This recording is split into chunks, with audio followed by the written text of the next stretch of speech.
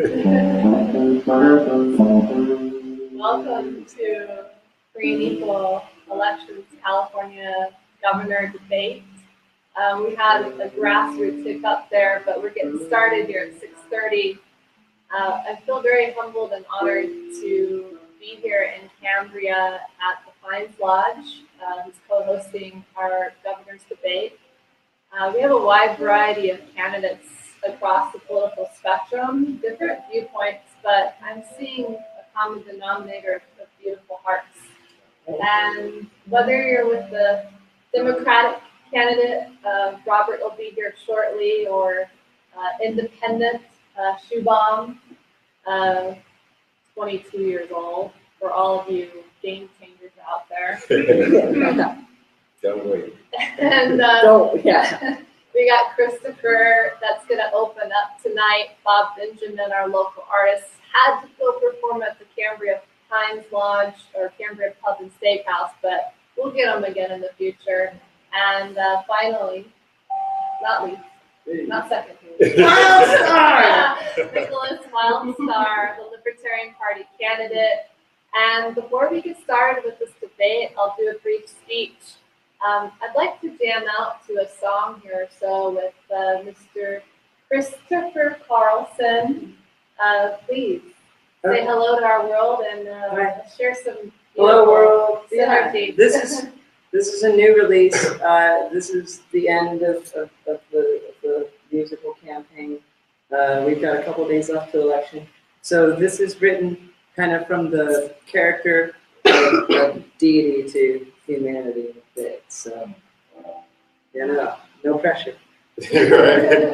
Humanity, please watch my house for me.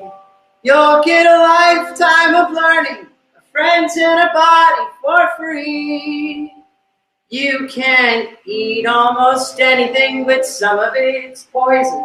That's why you're getting a memory to keep track of everything. If you're ever in trouble, I'll send you more people. They'll ask lots of questions and give you the answers. When they give you the answers, do me a favor and listen to them. They have proof. Oh, I got to the end already. Remember, what if you were more than your fully fleshed out fantasy? There's so much inside. And let's have a debate. Right. Cheers. That's an existential way to get things kicked off. Right. Thank you all for joining us. Thanks for coming all the way to Cambria. No, I love it. Drive. I mean, so I'm really glad to have It was a beautiful drive. That was great. Yeah, it's a vortex here. Very eventful. Yes, we had a candidates forum here a couple of years ago with Ed Asner, and it was beautiful. And when I co-moderated here together, and we're going to have another one later this year. But I could not turn down Wildstar. Here we are. I was like, man, we just wrapped up our 4th United We Stand at Texas A&M, so I hit the ground running here. As far as publicity goes, for me, it's just making the debate happen because it was a short window, and you guys are super persuasive, and the lodge has been great. So I want to just give a kind of a little bit of a longer but opening here, because I know Robert's going to be rolling in here in 10 minutes or so and then introduce. Whether we like it or not, we are in the middle of a revolution, and the practices of elective government in the United States, some believe that will lead to revolutionary changes in our government structures. Perhaps they are right. I myself prefer to think of what is going on in our time as rapid evolutionary change. Revolution implies a violent overthrow of what has come before. However, what I see is something different and something even more unusual. What I see is the possibility that the people of the United States, for the first time in history, take upon themselves the responsibility for self-governing of every aspect of their daily lives. We can do this. I would argue that we must do this. The question is whether we will do this. Today I'm going to propose on behalf of my organization, it's really the people's organization, we the people, an alternative. What I will call rapid evolutionary change. Rapid evolutionary change requires that we only need to do what we already have the power to do to almost instantly change the world for the better. John Lennon once told Paul McCartney that the best line McCartney had written in the song, "Hey Jude," was the one that McCartney had decided to take out. It said, "The movement you need is on your shoulders." McCartney left it in. To me, that line means not only that the movement we need is our responsibility, it means that the real movement we have to make is in our heads, in our minds. We don't have to look outside of ourselves for it. The structures outside are actually prohibiting our independence. War is over if you want it. Another line from John Lennon's song. Can it be applied to our national disaster of the political system? The two-party system, really one-party system, puts Americans at each other's throats when what we really need is a people with principles, not people with parties. Why not just walk away from it the same way that people walked through the Berlin Wall of 1989? What is more impossible? To walk through an 8-inch thick wall guarded by machine guns, dividing the world's two most lethal nuclear powers, or to walk away from a failed, rigged, obsolete two-party system and election process. Free and equal elections imagines a very different world. In the world we imagine, the state is not dominated by parties. Free and Equal proposes that we need to consider how to challenge every present member of the Congress and independent candidacies. No one should be left unchallenged, given the state of the country. In addition, many do not feel that they have the qualifications for Congress of the United States, can and do qualify as potential state assemblymen and senators, city councilmen, mayors, gubernatorial candidates, county commissioners, school board members, and members of the committees of the Democratic and Republican parties.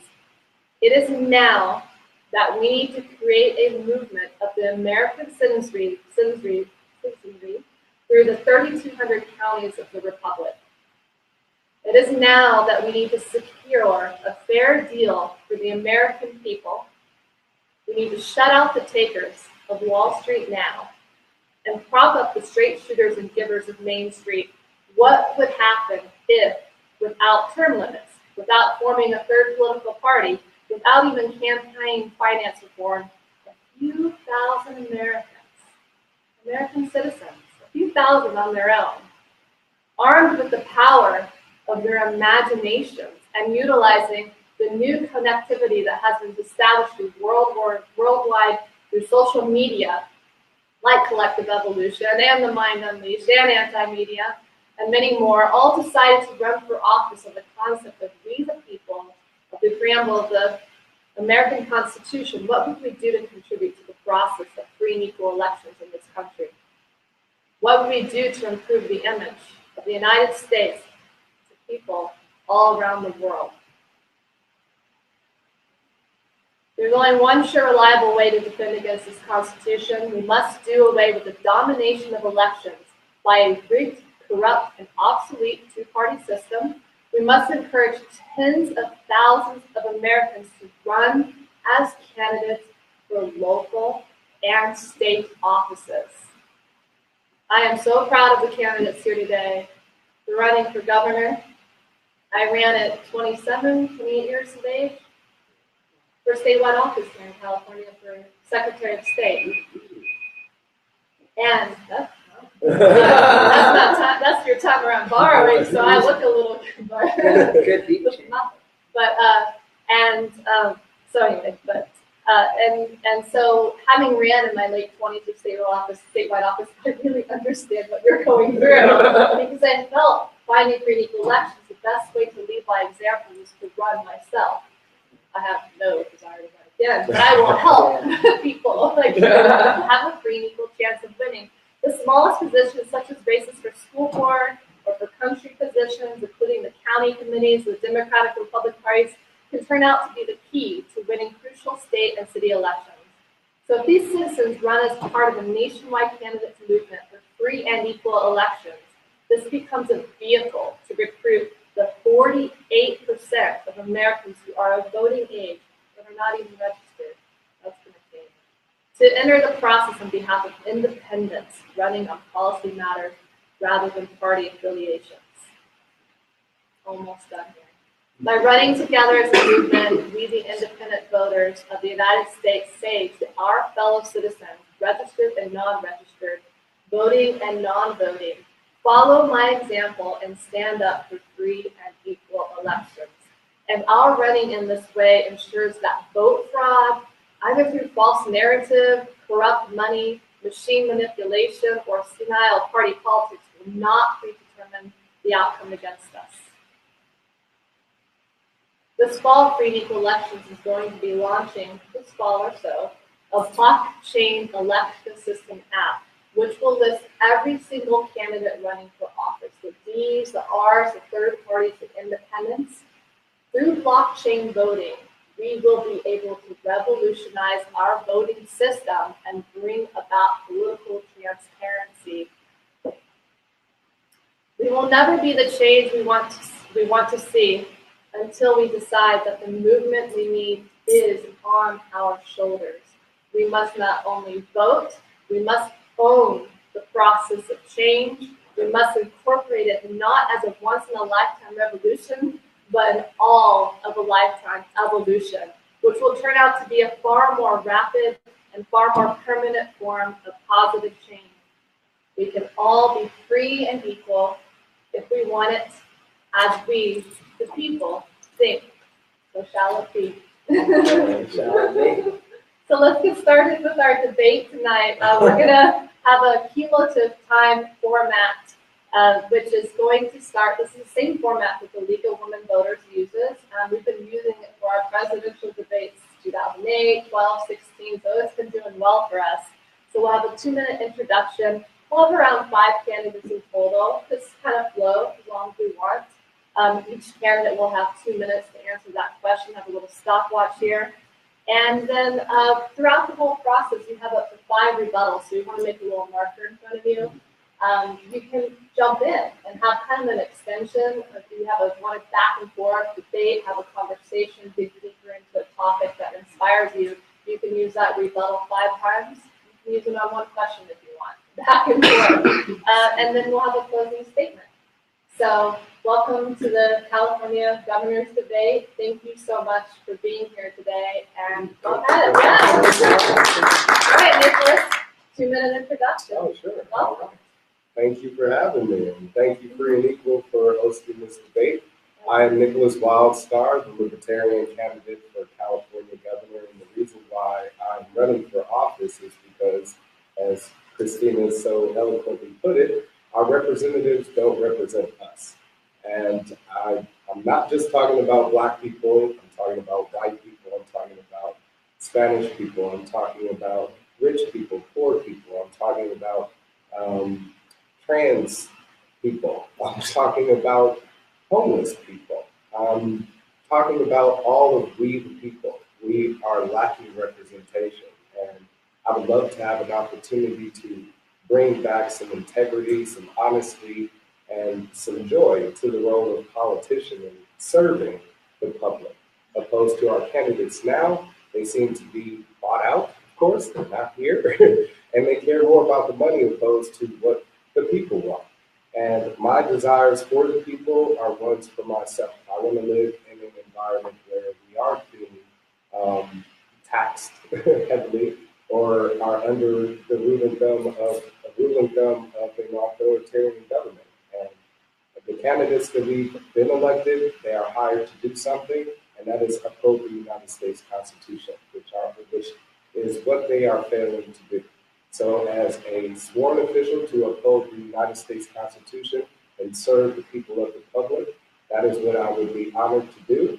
And my ruling or governing principle will be liberty. We let our own personal opinions get in the way of how we govern or how our politicians govern, but when it comes to them governing their own life, they would like to live free and equal, but dictate how others may live theirs. So they need to let their principle of governing extend from the principle of liberty.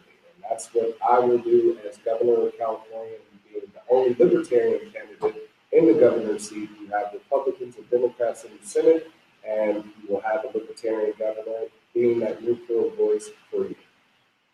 Thank you. Thank you. And that's Nickolas Wildstar with the Libertarian Party. Yes. California. Christopher? Yes. Thank you. We have kind of like the same path personally. And you're the green party. Yes. So great. Libertarian and green next to each other. We're the green and gold. All right. We're going to vote for each other later. So, joy. Joy is something that it's kind of like something that we need to hang on to, especially when things get rough. Because a revolution without joy would not, in my opinion, be a revolution that I really like to participate in. And at the same time, revolution happens on this planet every day. The Earth makes one full rotation. So sometimes with a revolution, you can be talking about coming back to the point you started at. And after Egypt, and as we've seen in these regime change places, things get weaker for the short-term lives of everyone involved. And they rebuild later. But if we look at our own country compared to, say, Canada, who stayed with the British Commonwealth, they banned slavery before the United States. There were a number of things, not Canada, but England.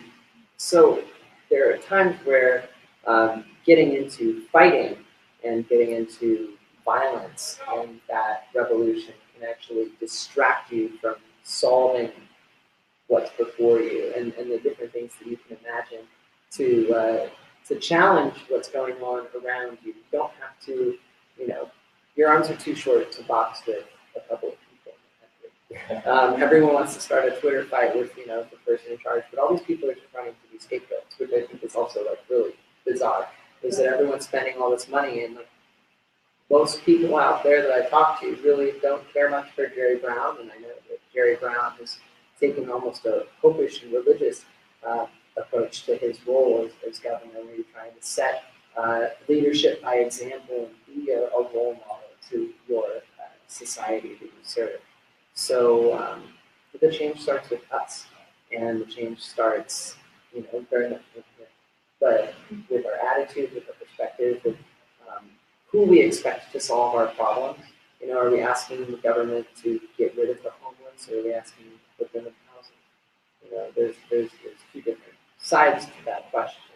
So how untouchable we feel the people around us are shows how antisocial we are becoming. And some of that has to do with technology. Thank you very much. Thank you very much. For Carlson with the Green Party. And now Shubham. I feel a little bit thrown out today. It's like my first debate in 2018. He tried. Anyways. Shubham Goel. Goel, yeah. The Gold Rush, that's my slogan. You're an independent running here for governor, so tell us about yourself. Sure. Yeah, thank you first for hosting the tour. I really appreciate it. Nice to meet you all. Thank you all for coming. My name is Shubham Goel, and I'm the youngest candidate for governor of California at 22. The big reason I decided to run is I'm an everyday born and raised Californian. I was born in the Bay Area. I lived in Central California. I lived in Sacramento, and I've lived in Los Angeles. I've been a part of the California public education system my whole life. I recently graduated from UCLA. The problem with California is no longer one group hurting at the current administration. It is all groups of people that are struggling in the current economic climate in California. I currently work as a virtual reality manager for a leading virtual reality company. in San Francisco, California. So I'm able to see how all this new technology is able to fix a lot of the issues that California has faced for the past decades. It's time to get money out of politics and this technology in it. I wanted to run to show the everyday person that you don't need loads of money, you don't need loads of fame like all of these political ads are claiming, right? All you need are feasible platforms, and all you need is conviction to do that, you know? There's rampant corruption in our government. So one of my platforms is actually called GovBook. Instead of Facebook, right, it's GovBook, which are centralized, digitalized profiles for all California office holders. This will show their money transactions for the past 10 years, and more importantly, this will show all the platforms they advocate for during election season and how far they've actually progressed on those platforms. Just like students get school reports, these office holders will now start getting grade reports. You know, I know when I tell people I'm 22 and I'm running, they think it's like fairy tales, like Disneyland. It doesn't exist. I want to dispel that myth. With statewide offices, you don't need loads of money, you don't need loads of fame. And my slogan is the Gold Rush. My last name is Goel, like the Gold Rush. In 1800, California was wildly known for the gold rush. It was an age of prosperity. Everyone wanted to come in. That's what I wanted to go. That's my slogan. That's what I want California to return to. Right now, housing prices are at an all-time high. Businesses are facing the worst economic climates they've faced in over 50 years. Things have to change, not just for one group, for all groups. So yeah, my name's Shubham. That's why I decided to run. Yeah. Sweet. All right. All right. Looking forward to learning a lot from you guys. So we'll go right into the first question, and we'll start with Nickolas, and we'll alternate each question as we go. On immigration, President Trump and his administration, as well as many others, have expressed their dislike for California's sanctuary state status. Do you believe the federal government does or should have the power to make or enforce immigration laws if the state government doesn't agree with them? And how would you assure all residents living in the state that they would be safe? How would you assure that? So please, Nickolas. Well, the federal government does not have jurisdiction over immigration. They have jurisdiction according to the Constitution of the naturalization of American citizens, which means that they cannot restrict the freedom of travel from one place to another. And that's not government's job. It shouldn't be able to dictate how and where one person, an individual, should and where be able to go. So again, if their job, just as the president's job, is to uphold the Constitution, my job as a state official is to do exactly that. So under the 10th Amendment, state law supersedes any federal law. So just this year in California, we legalized marijuana. The feds don't like it, and to them it's a drug and something that could be penalized and criminalized for. Here in California, you're free to do as you choose, and the people here need to be protected to exercise their right to use cannabis, as well as people coming here from other parts of the country or other parts of the state from being able to come here and pursue a better opportunity in life. And that's really what people are looking for when they come to a place like California. I mean, it's an attractive state. It's beautiful. We have tons of industries and job opportunities, and we're the 5th largest economy in the world. And that isn't because government has created that environment. That's because we, the people, created that environment. So what I would like to do is support the sanctuary law. I think it was unnecessary for Governor Brown to sign into law, but since it is law, my job would be to uphold that. And under the Constitution, it is appropriate. And what I would like to do is offer anyone that would like to come here from another country an opportunity to become a citizen for free. Right now, it's thousands of dollars, even if you come from Canada or England or Portugal or any other country. People just think Mexico, and that's where the prejudice comes into play. When the largest immigration population in California is from China and from India. So they're coming here on planes. A border wall will not prevent people from coming here. It's prevent us from being able to get out. So that's my time. Yeah. Oh, thank you. If the time's up, I'm going to tilt the phone your way. All right. You're going to tilt. Right. So, all right, look for the tilt. Yeah. Maybe we have that kind of hat. So, Right. yeah. Christopher. Woody Guthrie wrote a song called The Deportees. where a plane full of individuals who were being sent back across the border crashed in California. And they didn't write their names down in the newspaper. And we are going through that right now in something that should be in history textbooks for the next 60 years or longer, hopefully, which is where there are reports being confirmed of missing children that have been taken from their parents. And this is from the party that is championing parents' rights against the state and going to war against CPS. So it's very confusing to me. I can understand why people are losing their minds and going crazy, why we have a mental health crisis in this country, because I learned the hard way at the Canadian border going from Washington to Canada that based on my appearance and what the people thought about me, that I was subject to search and seizure, and the Fourth Amendment has been suspended by the Department of Homeland Security at our borders. Not only do we have a border between California and Mexico now, we have a federal border between California and Arizona, which is even more bizarre. I think we need to experience that kind of persecution more to really understand it, because without that experience, I don't think you can take this seriously enough. The immigration debate right now is a major example of government overreach, and we need to start seeing the United States more like the EU and less like the country. The country is California. The states are the states. This is a union of those states, and while there are 300-year-old Supreme Court decisions that may argue against it, I don't see why Trump can disrespect the United Nations and their authority over us and expect to wield the same power over California. Shubham, yes. Shubham. Yeah. California is home to Silicon Valley, and it's crazy how we aren't harnessing the technology that these companies are capable of to fix an issue like immigration. The heart of the issue that the immigration problem in California, it's the entity that controls immigration, the USCIS, right? So what I think is that organization promised that all of its forms would be digitalized, right, for the immigration process. But right now, if you're trying to get immigrated, right, legally, the process takes years on years. It is very costly. And the problem is simple. They've had no competition. They've had a contract to handle all of immigration, so they haven't been forced to actually innovate, right? So one thing I want to do is they have to go completely digital. All forms that they have people comply with all has to be digitalized.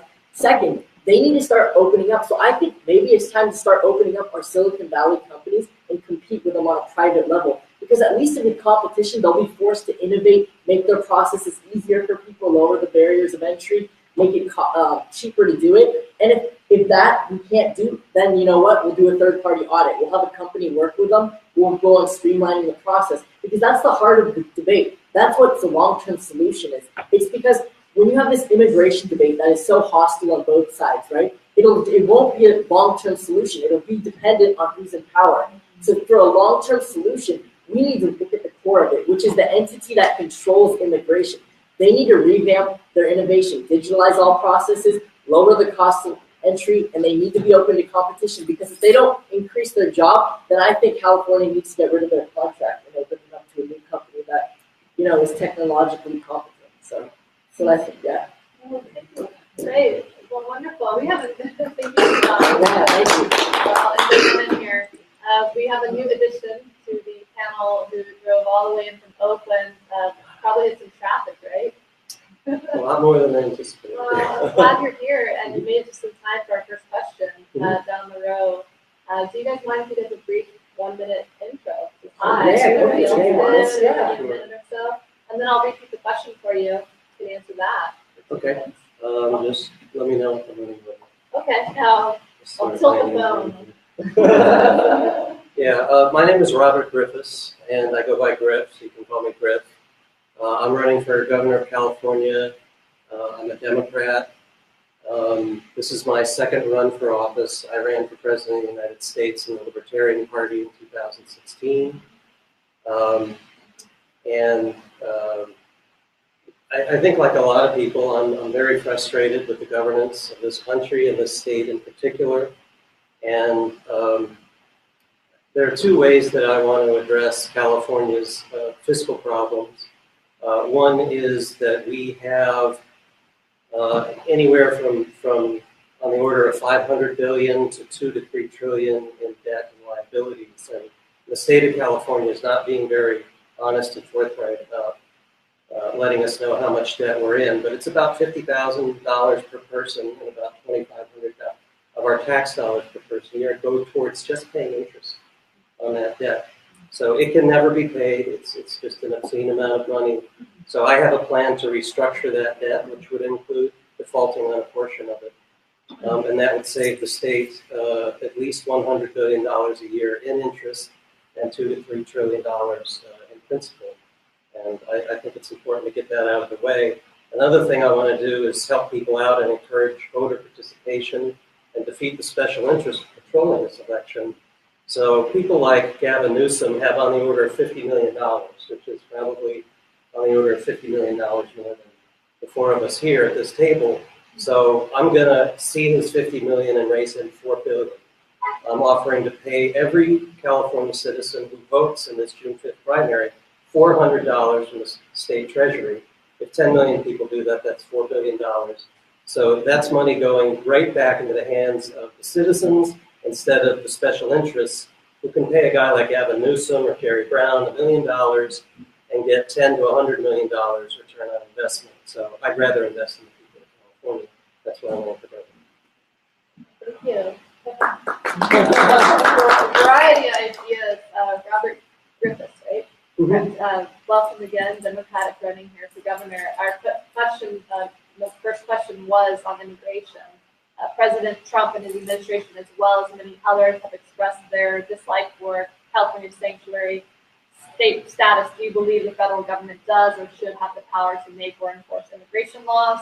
If the state government doesn't agree with them, and how would you assure all residents living in the state, how would you assure them that they would all be safe?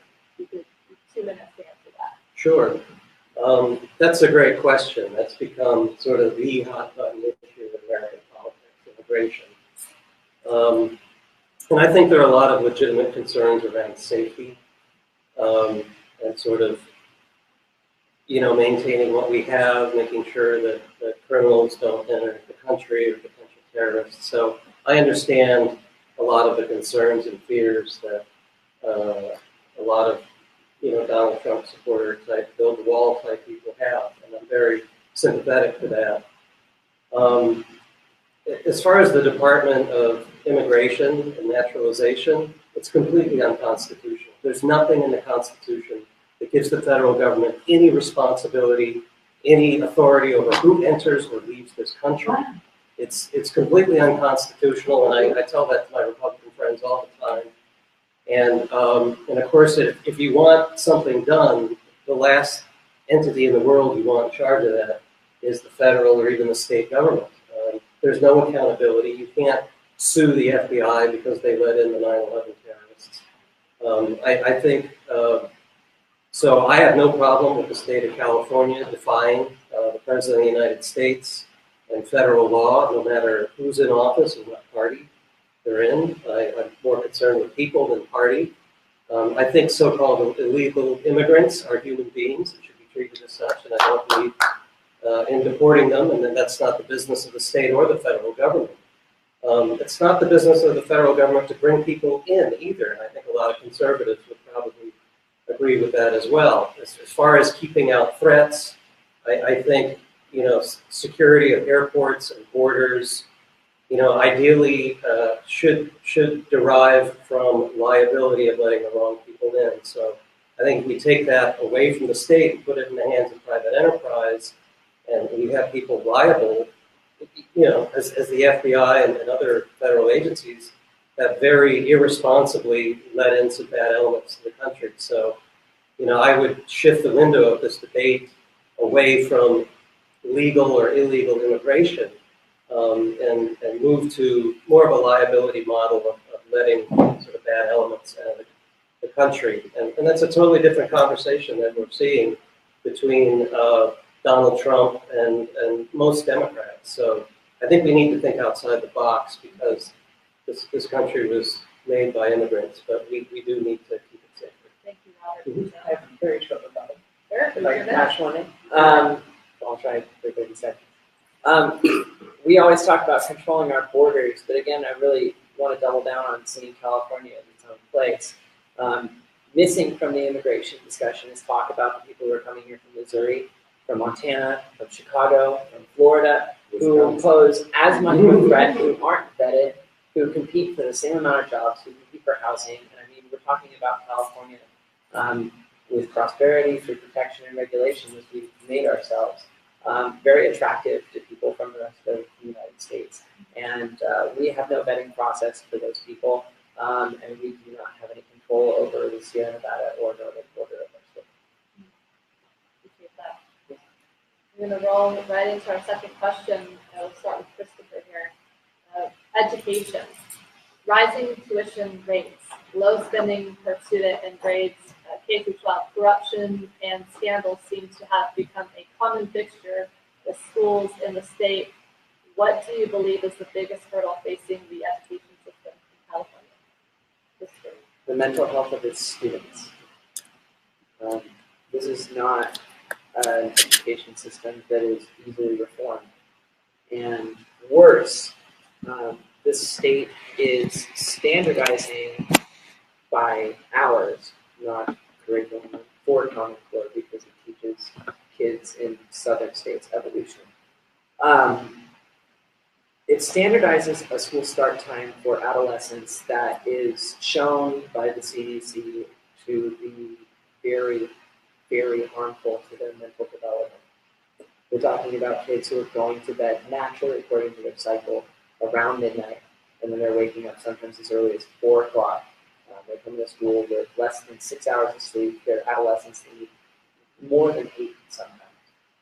And we're sending them into classes. I don't have any personal recall of some of my early period classes from that high school experience. And these kids are basically getting strung out, sent to school like they're drunk. And then at these public schools, we're seeing more of this stuff. And I'm saying we reinforce this type A type of society where you have to be early on it according to the needs of the business that you're training to get a job for. And the truth is, we could make our traffic a lot better. We could make our children's health a ton better if for middle and high school we go back to the start times, but even as far as 10. And a lot of parents aren't very happy with that proposal, but I would like to remind them that you'd still be getting off work to pick them up. It would just be one part of that that's changing. And also, your kids come first, and their mental health comes first. And students only get to hear about start times once in a while. We need more school counselors as well, because school shooting seems to be a public school disease, and it seems to be getting worse. Shubham. Yeah, so I think the problem with the education system in California, it stems top bottom from the administration themselves. I recently graduated from UCLA, so I firsthand saw the crap that the Board of Regents was pulling. The Board of Regents is the governing body that controls the 9 UC campuses. They set the tuition prices, they allocate the resources. They're in charge of the UCs. And one of the things that happened last year is the president of the Board of Regents, Janet Napolitano, got caught hiding $175 million from the students. So, yeah, which is insane. Yeah, it is. Yeah, so anyways, one of my platforms called the Board of Regret is instead of the governor appointing, who has the power to appoint all these Board of Regents, the students will appoint them themselves in an elective process.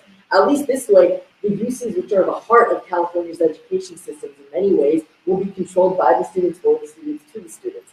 Another thing we do, we have an $8 billion rainy day fund. We need to take $250 million of that and allocate it from the CSUs, CCs, and the UCs. We need more money in there because our resources, there's not enough for the students. We have a growing acceptance rate. We have people all across the state wanting to come. We need to put more resources in there.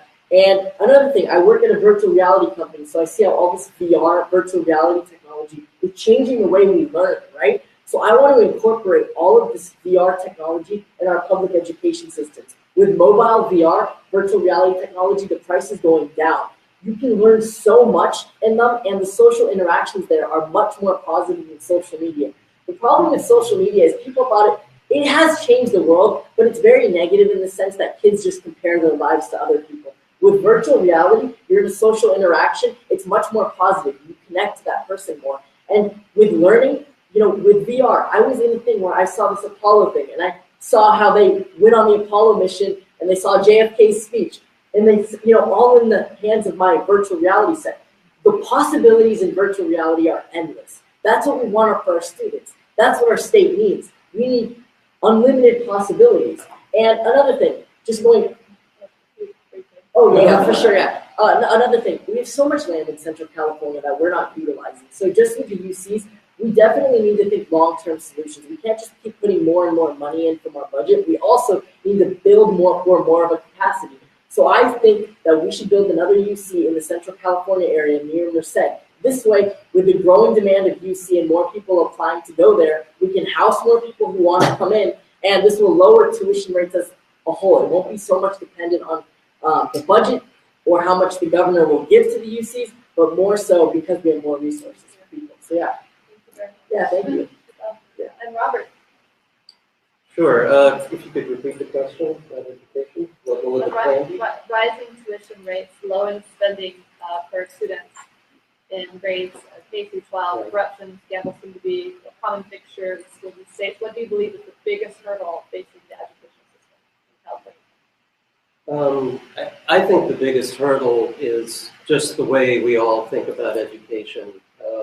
I'm hearing a lot of good ideas from the previous two gentlemen of what we could do about education, but I actually don't think education should be micromanaged from Washington, D.C. or Sacramento. It's really not for me as governor to tell any school how to go about the business. And the UC system maybe a little more. So I think the less we depend on the federal government for funding, and of course we have to meet all of their obligations, which costs more than the funding, by the way. And the same thing goes for Sacramento. So I think the less money we send to DC and Sacramento, and the less control that we try to have over schools. I think all politics is local, all business is local. Our kids are important, and so I believe in local control of schools. And the more we try to micromanage it from Sacramento and DC, the more corrupted it is. And I think what you alluded to, Christina, or the money, the $175 million that was hidden, that's a lot less likely to happen, and particularly on that scale at the local level. So we need to give our schools back to the kids, back to the parents, back to those communities, and fund them locally. And there are charitable ways that we can make sure that kids from all walks of life, whether they're rich or poor, get good education.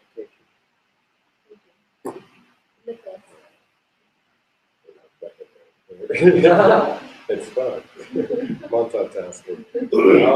Well, I think the main thing plaguing the educational system right now is irresponsibility, and especially with the point that Shubham or Governor Goel pointed out, with the missing nearly $200 million from Janet Napolitano. She's the UC president, but you also have thousands of UC faculty members getting nearly $250,000 a year for salary.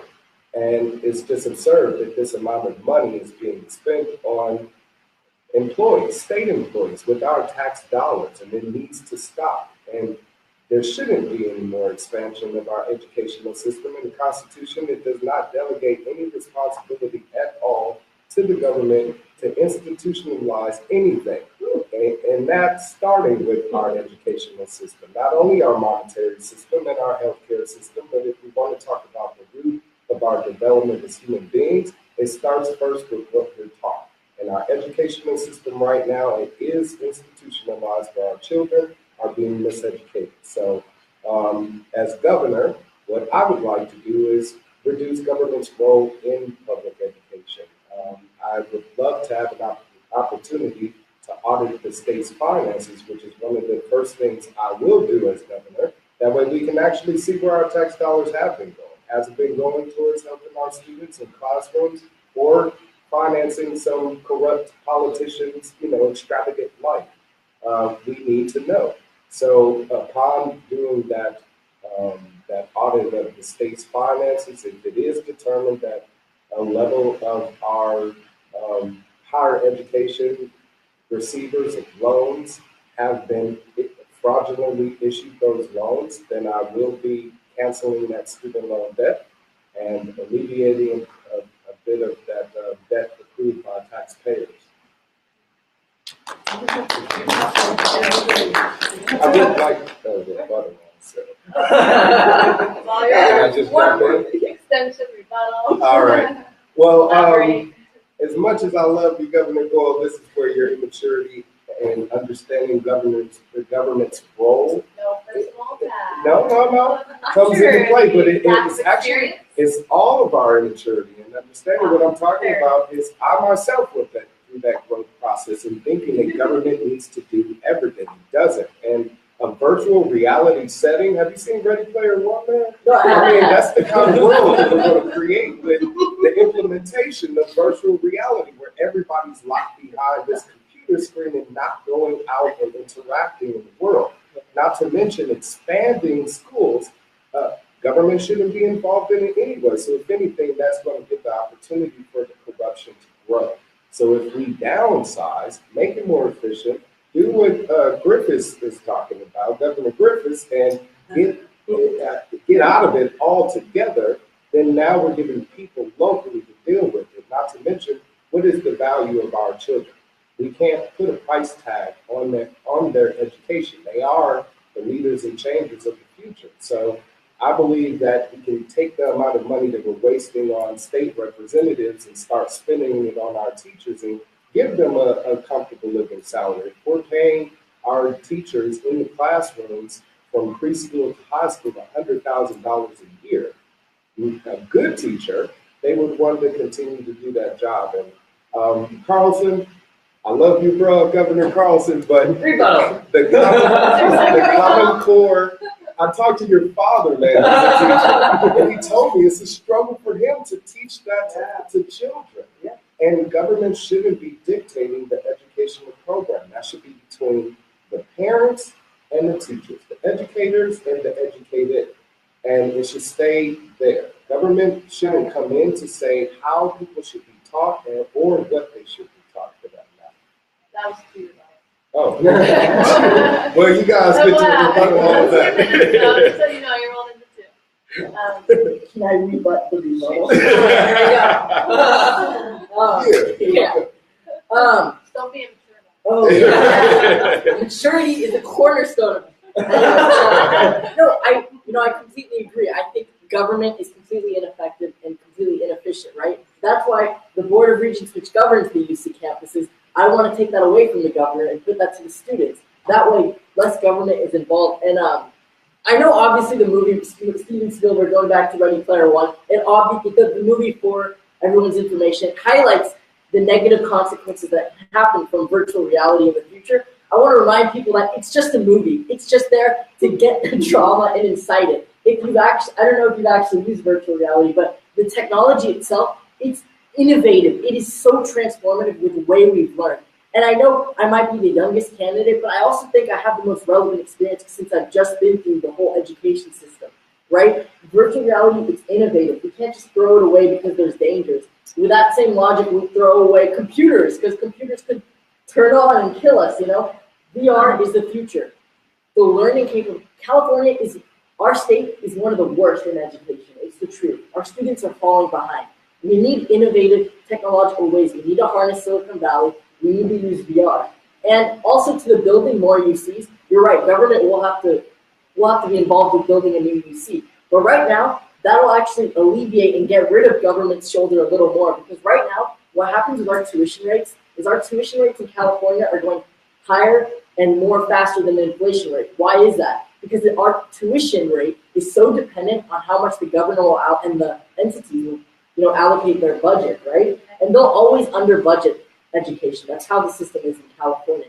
But by building another UC, we'll take away that burden of being so dependent on how much money they give, because we'll take more tax revenue from that UC. We'll have more people who want to go to the UCs come there. So short term, yes. You're right. Government will be involved short term, long term they will be away. And I've just firsthand from being in virtual reality and seeing the technology, I just wanted to say I've seen the technology. I know how valuable this could be with our curriculum. Our students can learn so much, and it'll be valuable for everyone. So thank you, Wildstar, for bringing up the point. My pleasure. Yeah, no worries. But art imitates life. Governor Governor Wildstar. It's so important to have just that transparency, not only behind in the forefront of elections, but also in technology as well. Yeah. It's so key. I completely agree. Yeah. Yeah. Please.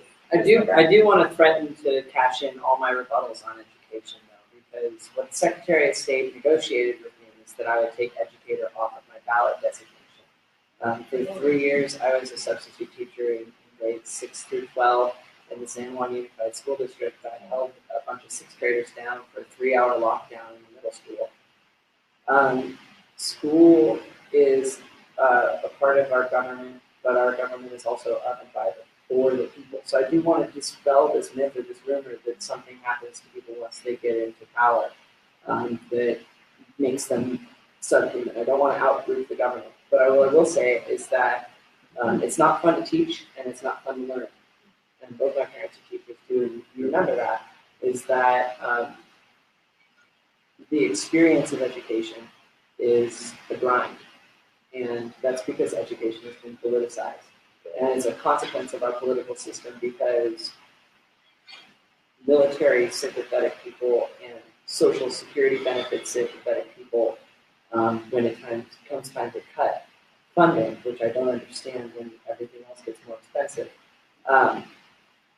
education always takes that hit because the block of voters who are passionate about and protective of education is small. And the number of people who we take seriously and don't stigmatize who are from education, who will actually go to bat for it and defend and know how to make things better for the students, never get elected. So that's what I have to say about that. Oh, can I say one thing? I did see a VR video where a chick she was in a haunted house, okay? And she started screaming and tripping out, and then she runs into a wall, full force, okay? So there are consequences out there. They already exist. Imagine what it's going to be 20 years from now. Well, this guy in Libertarian. Right. I just want to Yeah, just a quick one. I think that's a very good point about education being politicized, and we get caught up in some interests that aren't necessarily the interests of our kids. But two of the biggest, most important things that we do, education and healthcare, are so much under the auspices of government nowadays.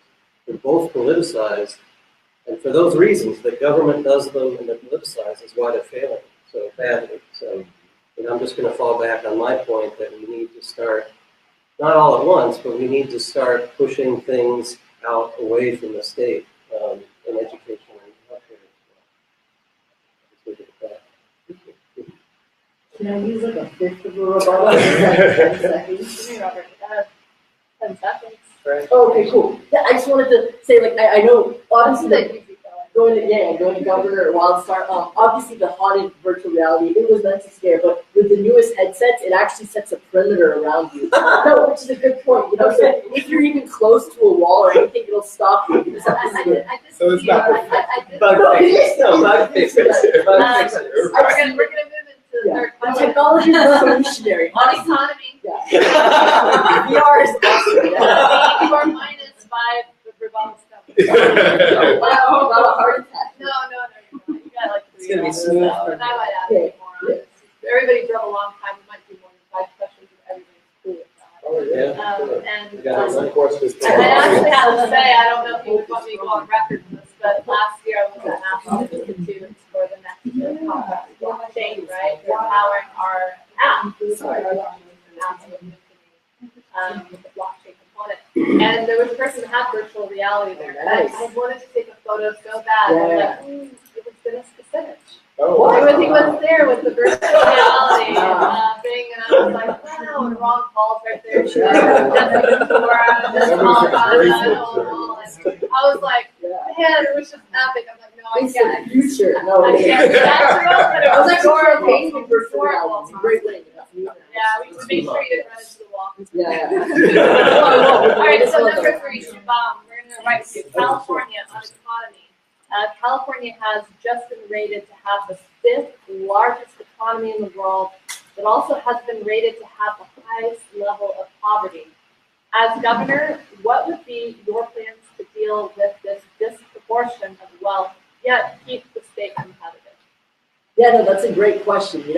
Like I said before, California holds 2 of the titan industries of the country. We hold Hollywood and we hold Silicon Valley. If you read any of the latest papers, a lot of companies in both sectors are starting to leave the state.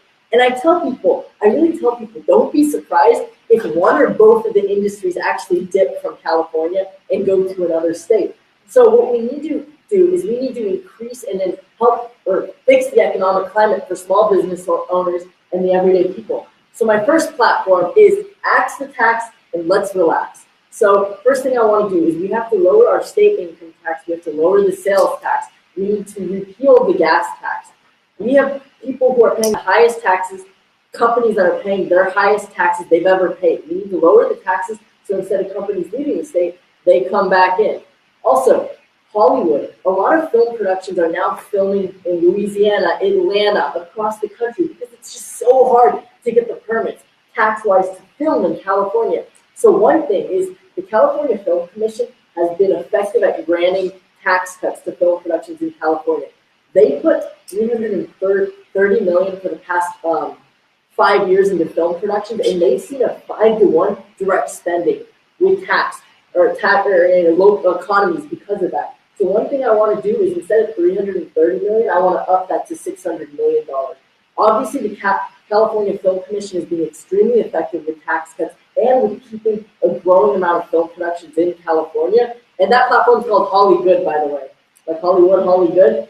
California Film Commission is one of the few entities that is doing well for the state of California. It's time to double down on what's working. So that's another thing we can do. And another thing I want to do is we have a lot of technology jobs, but we don't have a growing demand for that, right? We're going to have a growing supply for technology jobs, but we don't have the demand. So one thing I want to do is I want to start connecting Silicon Valley with our school system, right? It's time to get all of these Silicon Valley instructors to start teaching more classes, teaching more electives, creating more mentorships, so that where you can have people, instead of graduates who are graduating from college and then they're looking for jobs for years, we'll have a straight connected partnership.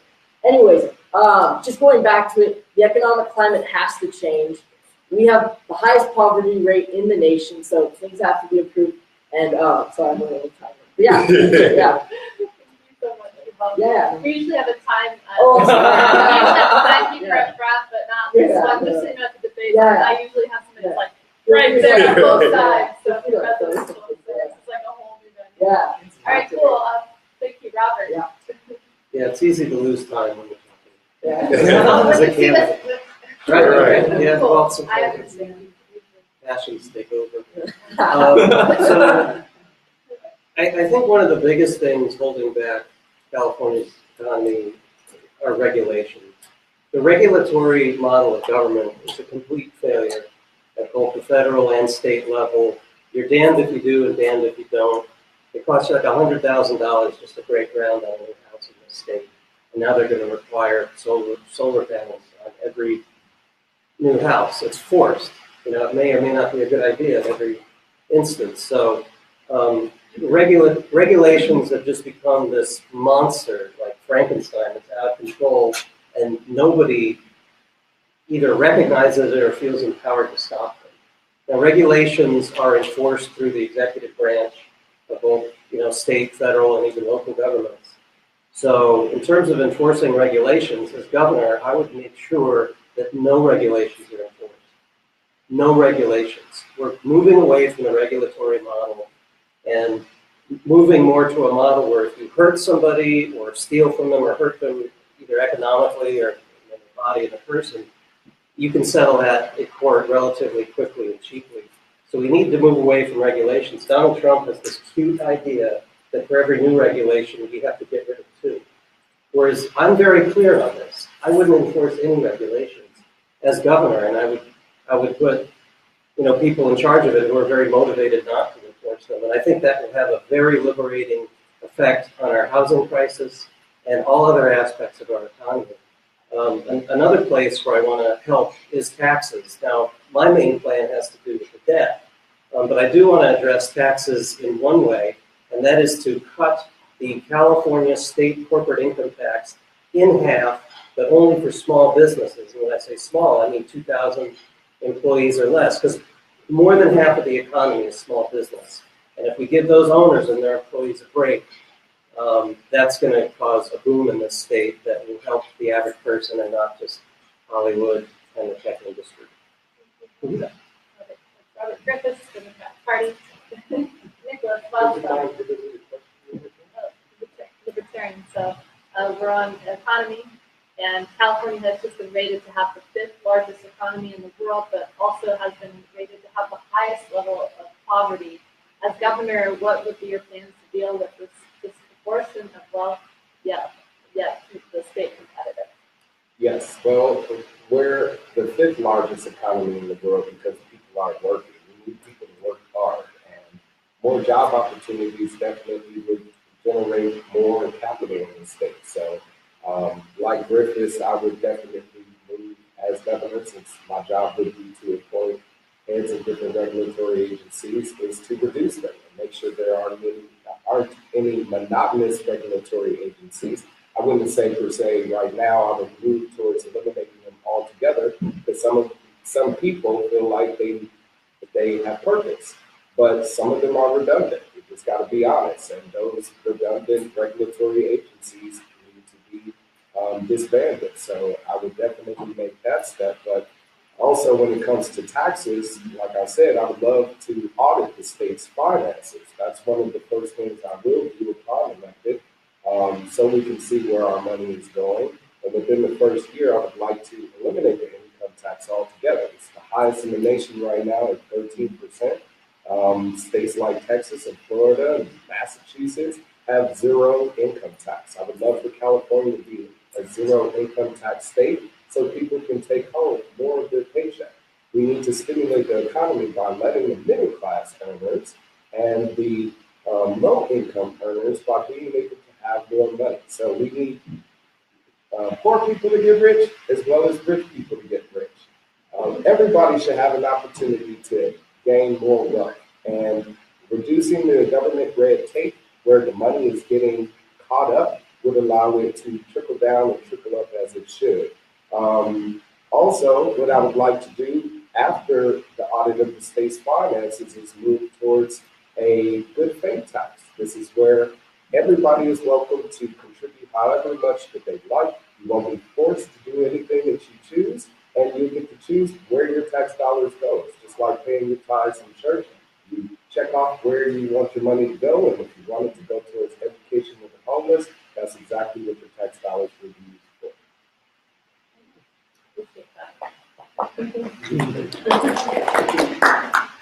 Christopher. Wow.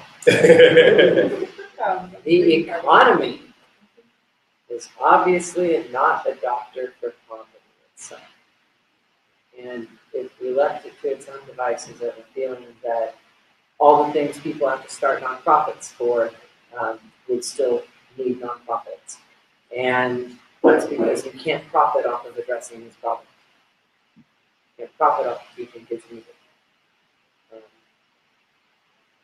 In court, I can't just go up against a massive corporation or even a person who can afford more lawyers for a longer amount of time.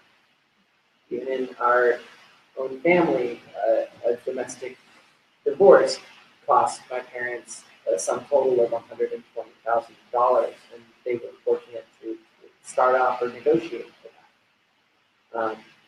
And that was all based on values. You know, people in our country, based on our culture, don't want to tax the rich because they imagine that if they were rich, they wouldn't want that. And I think that everyone is chasing their own tails, hoping that they're going to end up in gold. We're not saving. Food is cheaper here almost than anywhere else, and we're not doing well for ourselves there. I'm not surprised that more poor people are drawn to areas of prosperity, hoping that they can change their life. hoping that they can get a better handout from a richer person than they can from someone who doesn't have enough money to share. As a chronically homeless person myself, I would say that the reason that this last thing is called a depression or a recession and not a depression is because a lot of people made sacrifices, and I don't think sacrifices of everyday people are really acknowledged when we talk about how great our economy is. For our economy is a testament to the sacrifices made by Californians every day and the things that we do altruistically to help each other. And the federal government is dependent on California's economy to make the rest of the United States work. So. Now, I don't know. I just want to make a quick comment about the economy. Oh, okay. Sure, go ahead. The whole taxing the rich bill. One of the people that contributed to my campaign is Chris Carlson, the owner of the Wildstar company. I'm not Chris. Right. Chris, you mean Chris Rupert? Pardon me, Chris Rupert. He's on my mind right now. But Chris Rupert is the owner of the Morningstar Company, one of the largest tomato manufacturers in the entire nation. California provides over half of the nation's produce, fruit, and vegetables.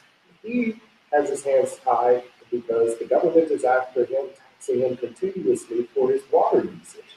So it prevents him from being able to grow food, and we need to be able to make sure that that food is supplied to the rest of our nation. So the government red tape will allow his company to be able to grow. One that he started off of being a trucker, by all things, off of his blood, sweat, and tears. So he wants to be able to farm more. Agriculture is a great contributor to the economy of this state, as well as small businesses, as well as the gig economy. Right now, that's nearly a third of the economy in the state of California. That's people that are working for Uber and Lyft and part-time workers, part-time jobs, them being bosses for themselves. And that's what we want to promote more independence, because as much as you're working to help someone else's dream come true, you want to pursue your own dreams in life also. So the film industry is leaving due to taxes. We cut the taxes, they'll be more inclined to want to stay here and make more money. So, rebuttals wise, it was 3 of the 5, Nickolas, Christopher 2, Shubham 2, and Robert 1. Just a little bit. So I don't have that. So I got 2 left. Well, my. I can use one more Oh, regarding the economy. go for it. And this is just a point I want to get out. You know, Nickolas mentioned taxation of water. You mentioned the gig economy. Besides taxes and regulations, really inclusive of those two things is legislation. The California Assembly is constantly passing completely nonsensical laws, often with good intentions, but always with bad outcomes.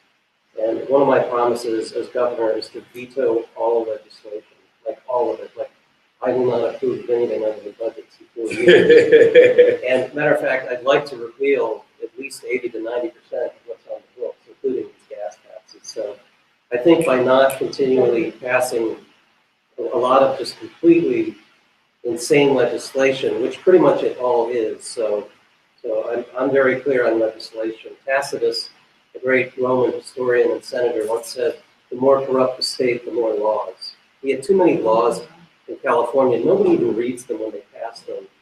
And so I would just veto them all, and I'd work with the Assembly to make sure nothing crazy gets passed and overrides my veto. And I'd like to repeal a great deal of what is on the books. We need simpler law. And that'll happen. Thank you very much. Definitely every problem stems from having the wrong people in office on all levels. When you have the two-party, really the one-party system, appointing people, the judicial system, and it starts to, and I've seen it firsthand, all the way from the very top to the very bottom, even I don't know if it's but locally to the federal level. So it's definitely a connection on all levels. So and we have a peaceful movement replacing the law, hashtag replace the law. I like that. But with the exception of a few, I think Thomas Massey's been pretty cool for Congress. The Canadian one, but You're only hope, Thomas. I like to give the benefit of the doubt to proven otherwise. Just but in much. yes, he's up there too. So I like Thomas. They're both great guys. Both good. And so that's really, gosh, all this stuff that we go back and forth on is really long. And it's going to take a movement and some group of some of the population historically really go back to the revolution. That's what it took to bring about true cultural change and shift. So moving on to question 4, housing. Robert, we're going to start with you on this one. The housing issue in California, definitely Cambria, is becoming one of the worst in the country, chasing away millions of people and businesses. How do you plan to make a living in California affordable? That's a good question because I see on the streets of Oakland and San Francisco and Berkeley, and just about it, I know Los Angeles has had a tremendous growth in homeless population. And it just breaks my heart to drive by some of these encampments of people living in cars or tents or makeshift structures. And we have grown to be the 10th largest, the 5th largest economy in the world, but it's really these big businesses that are thriving. The middle class is leaving the state with growth. So you're either rich enough to afford outrageous rents in places like San Francisco or Los Angeles. The middle class and retirees are leaving. And the poor struggle to survive, and we see how many of them are ending up homeless.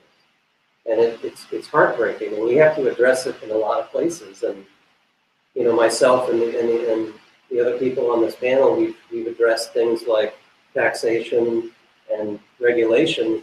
I think the bulk of the problem with our housing shortage and rents being through the roof, besides what seems like a good idea to many, rent control that it's not, is actually causing almost, contributing significantly to the housing crisis.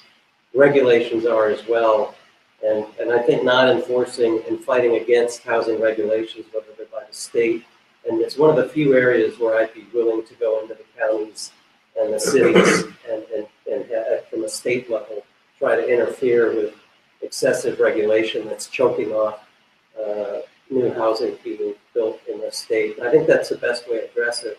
You know, the overall economy can be strengthened by getting rid of the debt, lowering taxes, not enforcing regulation, vetoing bad laws, but perhaps most directly by not enforcing housing regulations. All of those things combined, I think, are going to make it so that everybody here in this state has the opportunity to thrive, and that those who aren't thriving can be helped through charity to provide the state of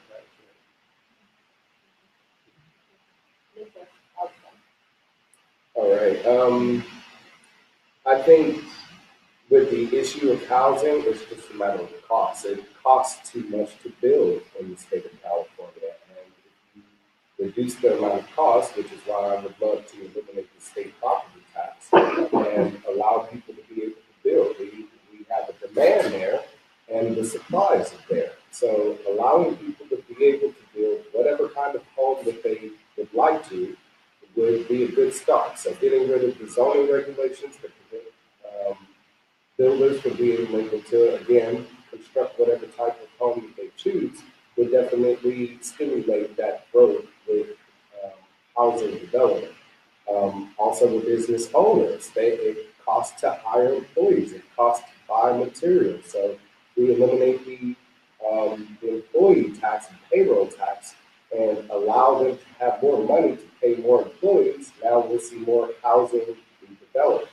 The cost where you're building it, if it's in Hermosa Beach versus Redondo Beach versus Laguna Beach or Huntington Beach or Long Beach, the cost changes, and it shouldn't vary so much, but it's more so being dictated because government is involved in that. We're trying to control the market opposed to letting the free market dictate what the cost should be.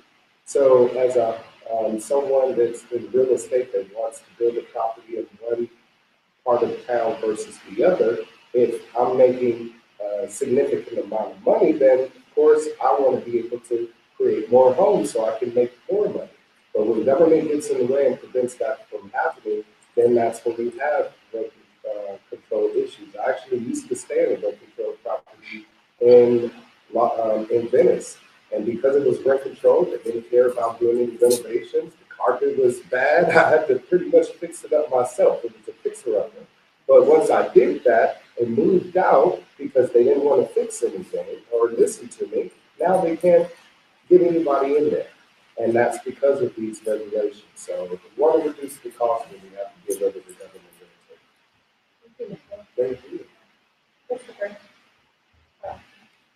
Speaking as a homeless person, I think we have an American identity crisis with our American identity as a Christian nation, where I could point to the Good Samaritan story and show a foreigner coming in and offering help on the third pass, where I tried hitchhiking in Roseville once, and out of 100 cars, 10 flipped me off, and I ended up walking 6 miles, which is fun. I had a car break down once, and all through the morning, commuters right by this college, 6,000 people walked by. 3 people helped me get back on the road, and they were all from different nations. We really wrap ourselves up in, talking about the homeless is going to fix it, but we don't like to acknowledge that there are service-resistant people out there who grew up on Huck Finn and don't want to be civilized, don't want to be forced to work jobs, don't want to be forced away from a city that they've lived in their whole life. They want to stay social with the other people who might be on the street. We do have to look at crack in there because I've been seeing that is back. And, we're seeing a culture in our identity culture problem with our antisocial nature that's getting enhanced by social media and by our addictions to our technology at the moment. Where in other cultures that we come from, people would live in shared space. I had some friends from Ireland who came over to work, and they had 20 in one house. But we have this kind of like space issue now where we want everyone has to have their own one-bedroom apartment, and some people have to have multiple properties because they work so hard they should set up their families. And then that's not to mention the other massive numbers of sales that are going out of the country of real estate that is property here that is owned and empty and vacant by people who are just playing the housing market and just passing these things off like shares. So I will know that we're taking a serious effort on homeless when I see more people actually reaching out personally. That's an easier thing. And we should build houses as much as we can. We are also going to blow the state population up to 100%. You're very easy to listen to. So, I like it. sorry. It's like your music. It's just sort of a harmony to your words. I mean, that's just, I don't know if everybody else can do it. Yeah, oh, look at that. Yeah, I love this segment, you guys. It's great. You guys should be on the TV, for the other. Sorry, I have to say that. Retweet. This is the best debate right This is here. the best one. Yeah, it's just lovely. I'm glad we did it. It was a lot, like I said, to pull us together and after I stand on it. You guys are willing to come to Cambria, so. All the people that picked up the link. You guys are going to be some great leaders. Whatever level, so I'll do that after this. All right, so keep on. Oh yeah. So yeah, with housing prices are like higher they've ever been. We're at astronomical prices. You ask any kid, maybe under 30, if they want to, hey, do you want to buy a house in California? No, I'm tipping. Prices in California are insane, right? And it's simple, right? We have a lack of housing supply. We have a growing demand. Our prices are going up higher than they've ever been. A McKinsey study said we need about 3 million more housing properties within the next 4 years. It comes down to this. What I first want to do is local governments are taking too long to approve or deny housing development projects in California. There is no real enforcement for them to actually comply. So why would they have any incentive to approve or disapprove? They just keep things the same. That suits them. So the first thing I want to do is we will enforce this by any local municipality, any local government that takes over 6 to 12 months to approve or disapprove any development project. We will fine them $30,000. A second offense, they will lose any and all power to have that power to approve or disapprove. It's time that we get development projects approved or disapproved so we can start building more and more. Another thing I want to do, we had all these tech companies coming to California. We had Google, we had Facebook, we had Uber, we had Airbnb. They came in with all these jobs, they brought so many people, they increased the demand for living in California. They didn't build housing with that. That has contributed to a high skyrocketing for living, right? So one thing I want to do is any tech company that has over 2,000 people in California, any housing property within half a mile of that, we will change the zoning limits. So instead of 2 to 3 floors that they can build, we'll change that to 6 or 7. That way we can build more and more near these tech companies. Any tech company that has more than 2,000 that is coming into California, we will do the same thing. And same with transit. Anywhere half a mile from transit, we have to I will change the zoning requirements. So instead of 2 to 3 floor housing, we will increase that to 5 to 6 or 7. We need to build housing quickly. Demand for California is just going to keep growing and growing and growing. So, local governments, they got to play ball with us. And then, we got to change the zoning. So for everyone. So housing, yeah. Yeah. Can you read that? I would like to use mine. And Brother Carlson, Governor Carlson, I don't want to throw you under the bus, but the homeless issue, it is a matter of choice. And there are people out there that are homeless by choice. That's okay. If you want to rough it and, flow in the wind, then that's fine. That's your choice as an individual. And for those people out there, what I would propose to do as governor is use the 40 million plus acres of land, state-owned property that we have in the land, to open it up to people that want to live out there and take care of whatever the case may be. We also have unused military bases that can be used for the same thing. So when it comes to those people that are out there that for some reason are destitute and need some help, then the help should be there. And what I would like to do is start building 3D printed homes. These 3D printed homes are 1 bedroom. They can be built in less than $6,000 and would be sustainable. So I think that's a better way to provide housing for those that are looking for it.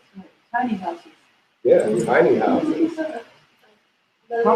Yes, very fast. Oh. Go ahead. You're next. Okay. So, went to Burning Man in 2012 and 13. And there are Silicon Valley people who have that opportunity to just go out into this SketchUp environment. And they just, Magic City, 50,000, 75,000 people per week, and it's and what we see explored there with housing and things, it would really be advantageous in the top 9 metropolitan areas of California to contract with some of these Burning Man people and get them on the building and designing of spaces, like Nick was saying, that are still near cities enough that can be accessed for homeless populations, or we could say tramps, or vagrants, or whatever word you don't like using. People who are not ready to settle down and get locked into a mortgage. They're free. Allow them to be there, and then they can move. And they can punch their little passports and stuff. But this would be communities that would be self-policing, and we should really get them a try. We should really get them a try. Yeah, I wanted to address an issue that Christopher brought up. I was pretty touched by some of your stories about, times where you needed help and weren't getting it, or you mentioned the 3 people who helped you were from other countries. And where is this sort of generous, charitable, good Samaritan like American or Californian anymore? And it kind of reminds me of the late 70s when President Carter talked about the malaise of this country, where morale was low. People were having a hard time just getting by. So people, I think today, what you may have run into that day is that people did not have the capacity. They're too busy just trying to survive and take care of their families. And maybe to the extent that they weren't, maybe they got sort of these bad attitudes because competition is so cutthroat just to survive. So I think morale in this state is low, and I think that's one manifestation of it. The increased homelessness, people leaving the state is another. And it's very discouraging. And I feel inspired, and I'm sure everybody on this panel feels inspired, otherwise be here when I there.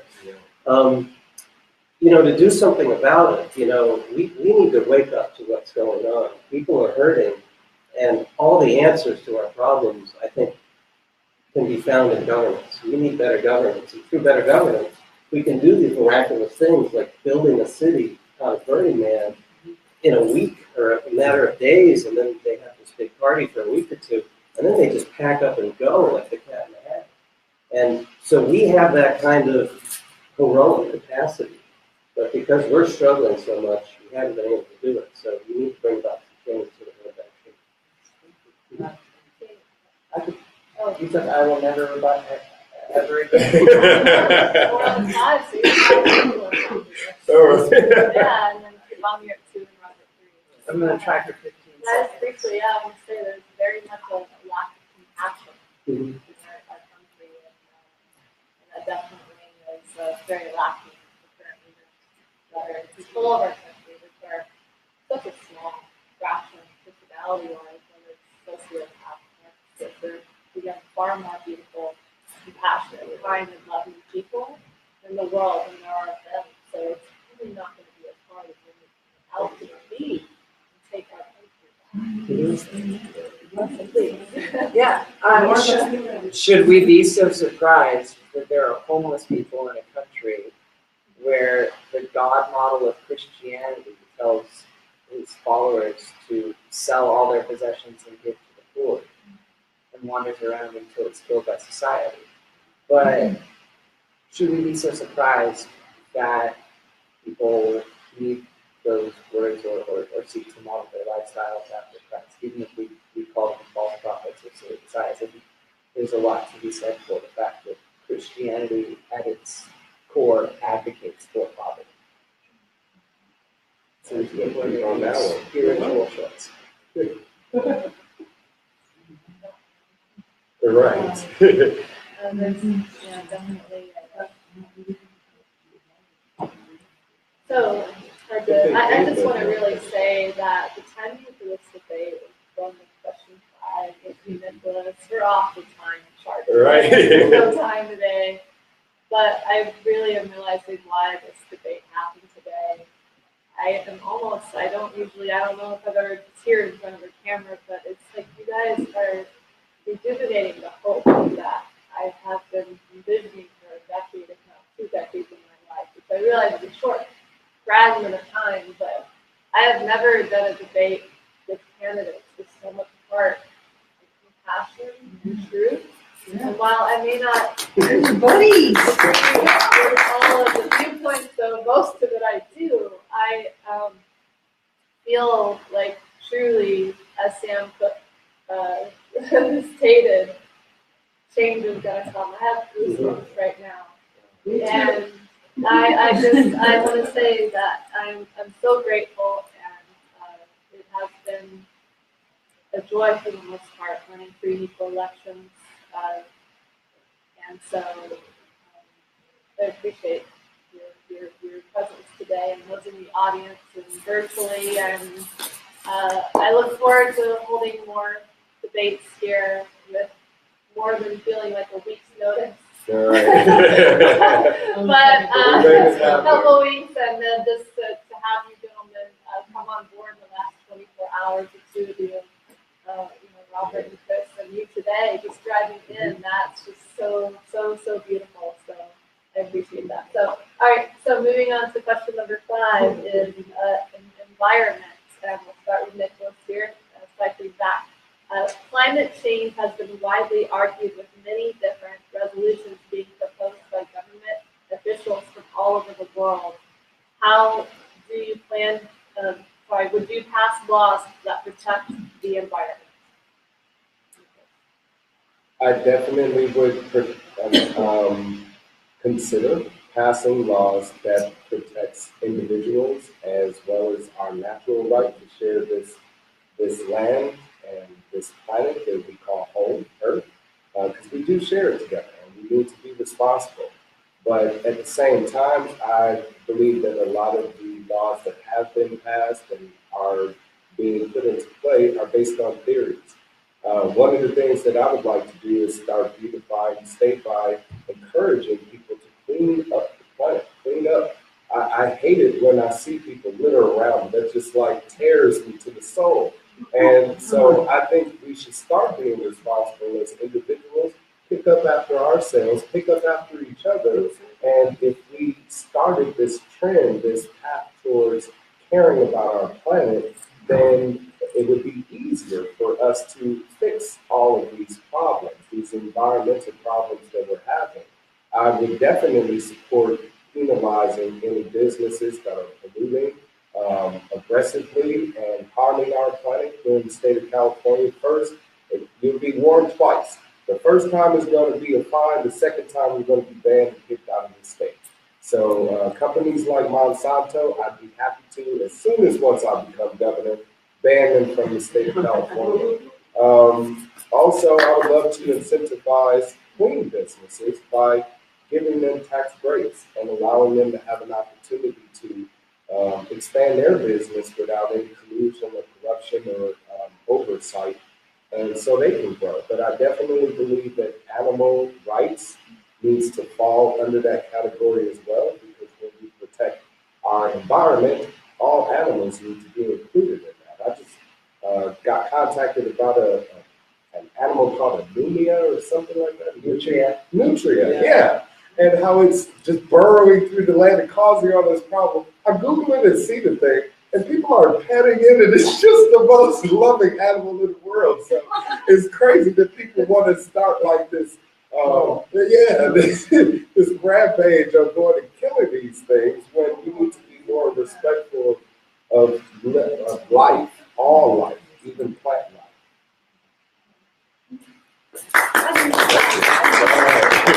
Thank you. Well, Nickolas, not to throw you under the bus, one of the reasons I feel like this one's broadside of a barn for a Green Party person, but one of the reasons I really like Nick is he brought an environmental taste to the Libertarian Party that I have been waiting to see for a really long time. Calling for accountability with GMOs, calling accountability with Monsanto, and calling for environmental protections, which I think is really talking about this peaceful revolution. We're talking about putting people at the front of these parties while these parties are still gangs that are all saying the things that need to be said in order to get us all there together. I love this part. I'll stop fast. In a couple hundred or 1,000 years, we're going to get another Dark Ages. The Dark Ages happened very quickly. It was an immediate ice age, and because they've been doing really cool experiments at Greenland's ice core samples, these seismologists who have been scanning the ocean floor were finding these features on the ocean floor, and they're like, what are those? Because our planet's covered with water. But go figure, our planet has craters on it, just like the moon, and these impacts are more frequent than we thought. And when they happen, they do catastrophic things to our planet because our atmosphere is like this little eggshell.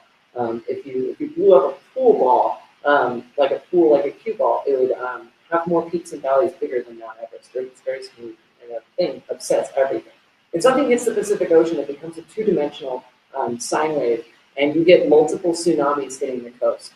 The sea levels rise instantaneously. We're talking 20, 30, sometimes 300-foot waves. All the people living by the coastlines and the rivers are completely decimated. That could, if it hit right in the right place, it could go all the way around the Pacific Rim. Then there's the volcanoes that follow that because there's tectonic activity, and the impact of the meteor or the asteroid causes the atmosphere to go dark for sometimes as little as a couple of weeks, sometimes as many as years, in which time they've observed in the year 8540 that bread failed for 3 years, tree ring growth all around the planet stunted, and the Huns hopped over the Alps and invaded Rome, and the Roman Empire fell. Everything we're talking about at this table goes out the window when you're running into the hills, fighting with preppers for a cave, and you can't grow any food for 7 years because the microclimates are not accessible. Everything becomes super scarce. California needs to prepare for that, because whether or not you believe in climate change and whether or not you believe that we're out in space and we get hit by rocks, two different things. Preparing California for that and making California the world's premier elite natural disaster response state/country in the world is my objective.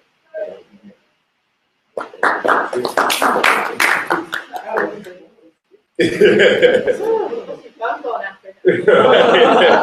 Alright. Yeah, no, I definitely think it's a very important topic. Like I said before, I want to change the zoning laws of all of the housing near transit so we can build more, right? We'll get rid of the law where it says we only have a 3 to 4 story building instead of changing to 7, 8. Build more housing near transit. We're going to incentivize people to take transit instead of driving. This will help California with CO2 emissions. Like Governor Wildstar said before, data is completely incompatible and it's not even proven. It's all theory, right? All these companies are giving the data to the government and saying, trust us. Right. That's what the levels are. Take our word for it. But they don't want to tell the truth. It's in their best interest to lie so they can make more profit, right? So of course they'll say the environmental impact is minimum. We have IoT devices now available, Internet of Things devices, which send real-time data. What California government needs to do is instead of building all these new laws every day, new regulations, right? We should take these devices, we should go to the companies that we have seen show the most pollution, right? Are saying all these levels, put IoT devices across the board. So instead of taking their word for it, we'll be able to measure it ourselves and we'll be able to accurately turn, like Governor Wildstar said, theory into reality. That way we actually know what's happening with our environmental levels, because if we just take people's words for it, then I can say I'm president. Yeah. Anyways, another thing is water. California's in a tough situation with water. Our water source from the Colorado River is completely dependent on Colorado River, but their levels are changing all the time. Israel is a desert state that was able to turn into, with technology, into a state that was able to export water. California needs to follow that path. They use desalinization plants very effectively. So instead of the water tunnels, I want to defund and cut that. Ineffective, doesn't do its job. Also, I want to defund and cut the high-speed train wreck to nowhere. Yeah.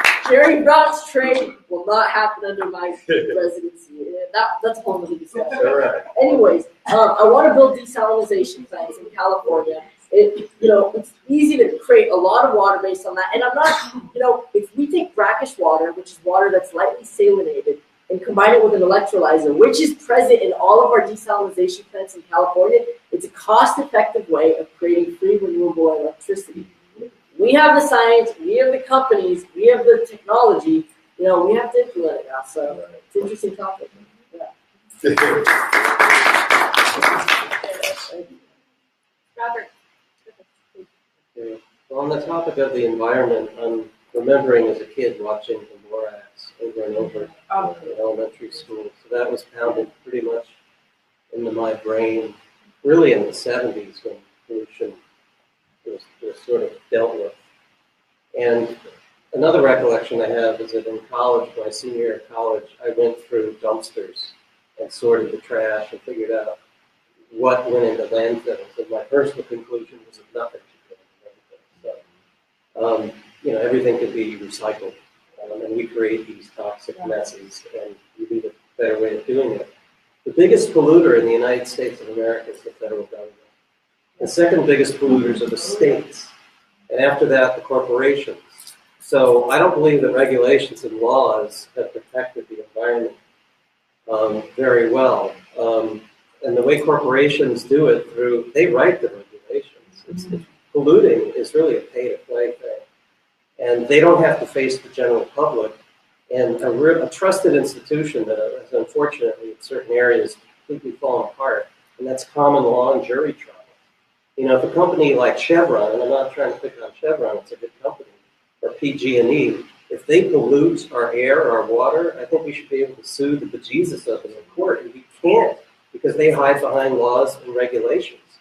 So, one of my moves to get away from laws by not signing any and repealing them, and regulations by not enforcing them. I mean, if you look back at the Environmental Protection Agency, that was the creation of Henry Kissinger and Richard Nixon. You think they cared about the environment? I don't think so. They were preying on, we all, whether we watch the Lorax or not, we all care about the environment for ourselves and every other creature on the planet. And I think, we're letting the fox guard the hen house when the government controls regulations and laws around polluting, and when corporations write those for them, or unelected bureaucrats who are essentially working for corporations. So I would take those controls away from the government and away from the corporations and open things up to common law and jury trials. And lawyers should have a field day with that, and they will protect us that way.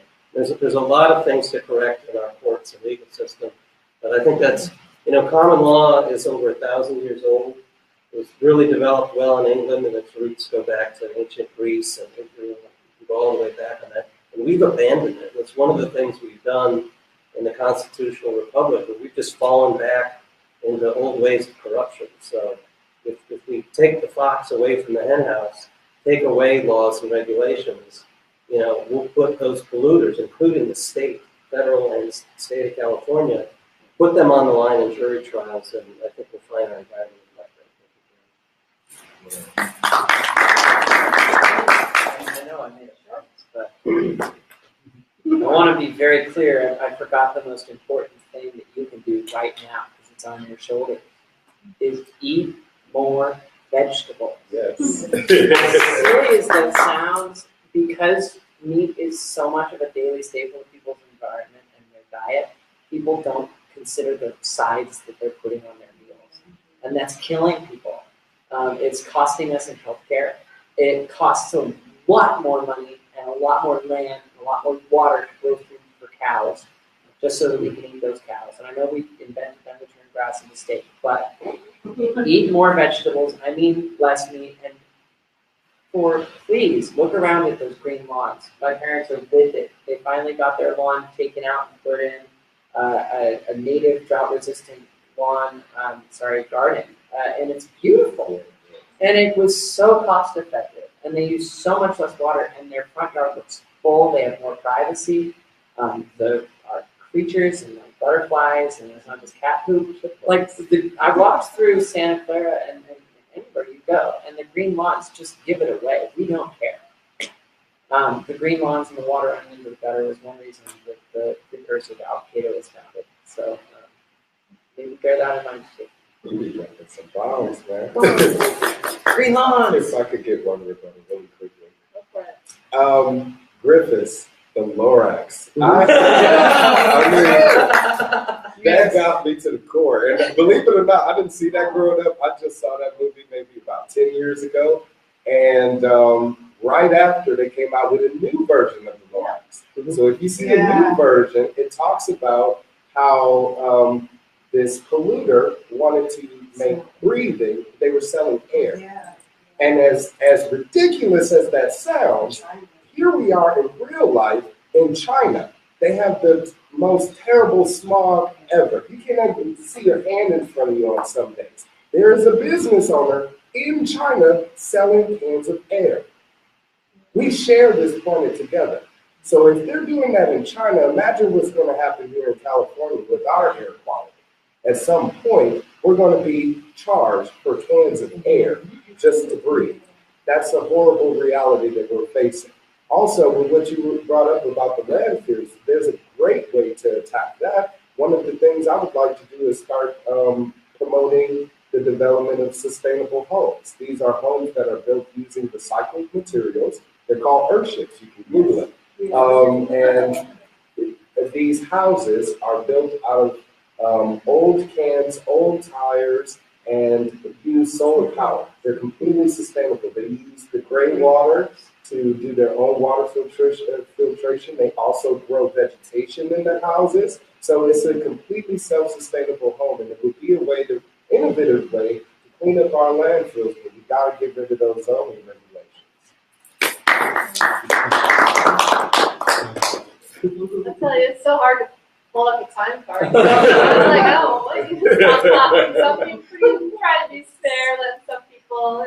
It's a great conversation, guys. I know. So we're going on to 6 of Christopher's question here, but I just briefly wanted to comment on, with climate change, whether people believe it is an issue or not. Some believe it's not an issue.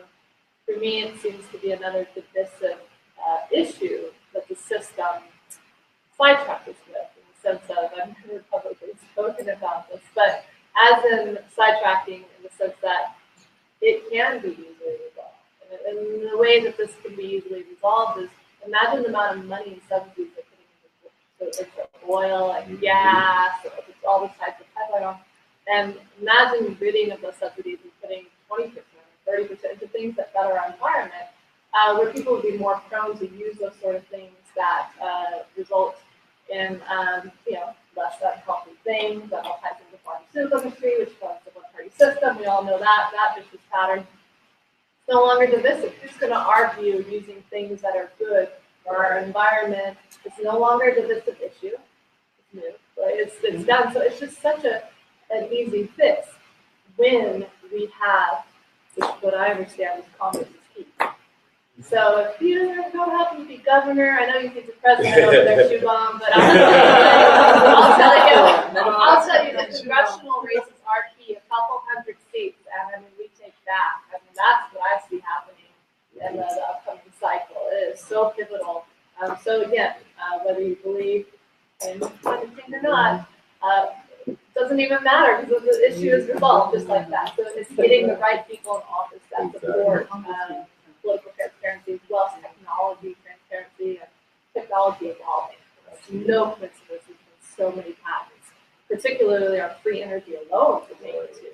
In the 1900s, over 5,000 patents have been squashed, right?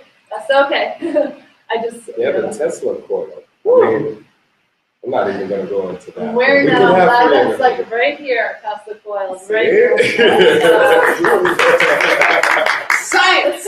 Right. So government corruption. Wow, warms that one up. So You're right. Christopher, many people are starting to believe, a lot prior, to believe that government corruption is a major problem. Do you support signing an anti-corruption act, or do you believe there's a different solution? Well, if we just make them put their names on a piece of paper, it might actually have some effect. It's who's sexiest, it's who's most popular, it's who's got the looks and the suit and the presentation. And I'll say this too. I found some really terrible studies that I'm glad they were done though, that they find that attractive people tend to believe that the world works differently than unattractive people because the gains are theirs from the outset. They get, they can put on a nice pair of clothes and go and get that job at that interview because the person sees them as attractive, so they see the kind of problem solving. They're optimistic. But, the people that get overlooked, I'm not saying that people are less attractive, but that's more to what you as an employer are looking for, which is more what resembles you than doesn't. So it's not that you're not attracted to someone because of their looks, it's similarity to it. Government corruption. Wow. My grandma says that corruption runs right through the heart of man.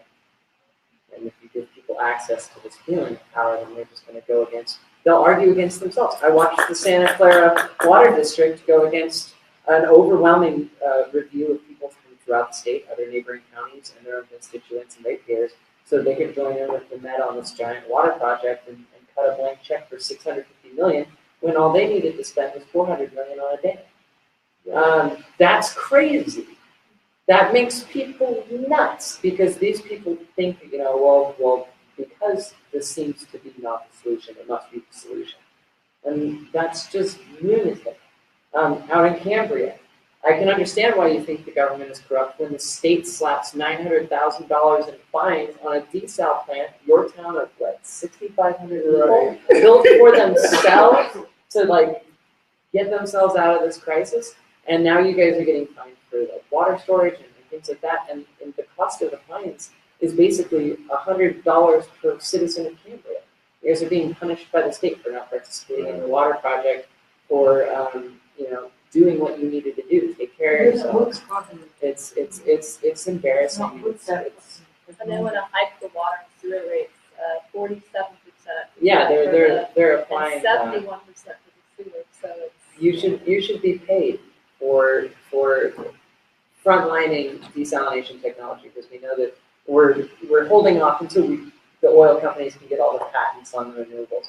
And then wait, just let us get a little more of these patents, and then we'll have that technology, and then you can have your revelation. And that goes for, you guys piloted a new technology for a very small scale operation, and I'm so sorry that this is happening. Yeah, the state needs to back off. I hope you don't mind, let go a little longer. But I go a little local, so. You'll future. Yeah, fight the hype. Fight the hype. Fight the hype. Yeah, government corruption was one of the big reasons I also decided to run. It's rampant in California. If you don't think there's any, then you're living under a rock. Right. Yeah. Anyways, we spend so much of our time now on social media sites, right? The developers of social media sites use the variable rewards effect to get us to keep going to that. The same way that we're so able to easily see each other's profile on Facebook and learn about each other, we need to have that for California office holders. Instead of Facebook, GovBook. Right. Yeah, GovBook. Centralized, digitalized profiles for every single office holder in California. It shows their money transactions they've had for the past 10 years. Business, election, any super PAC they've operated with, what the super PAC has been doing.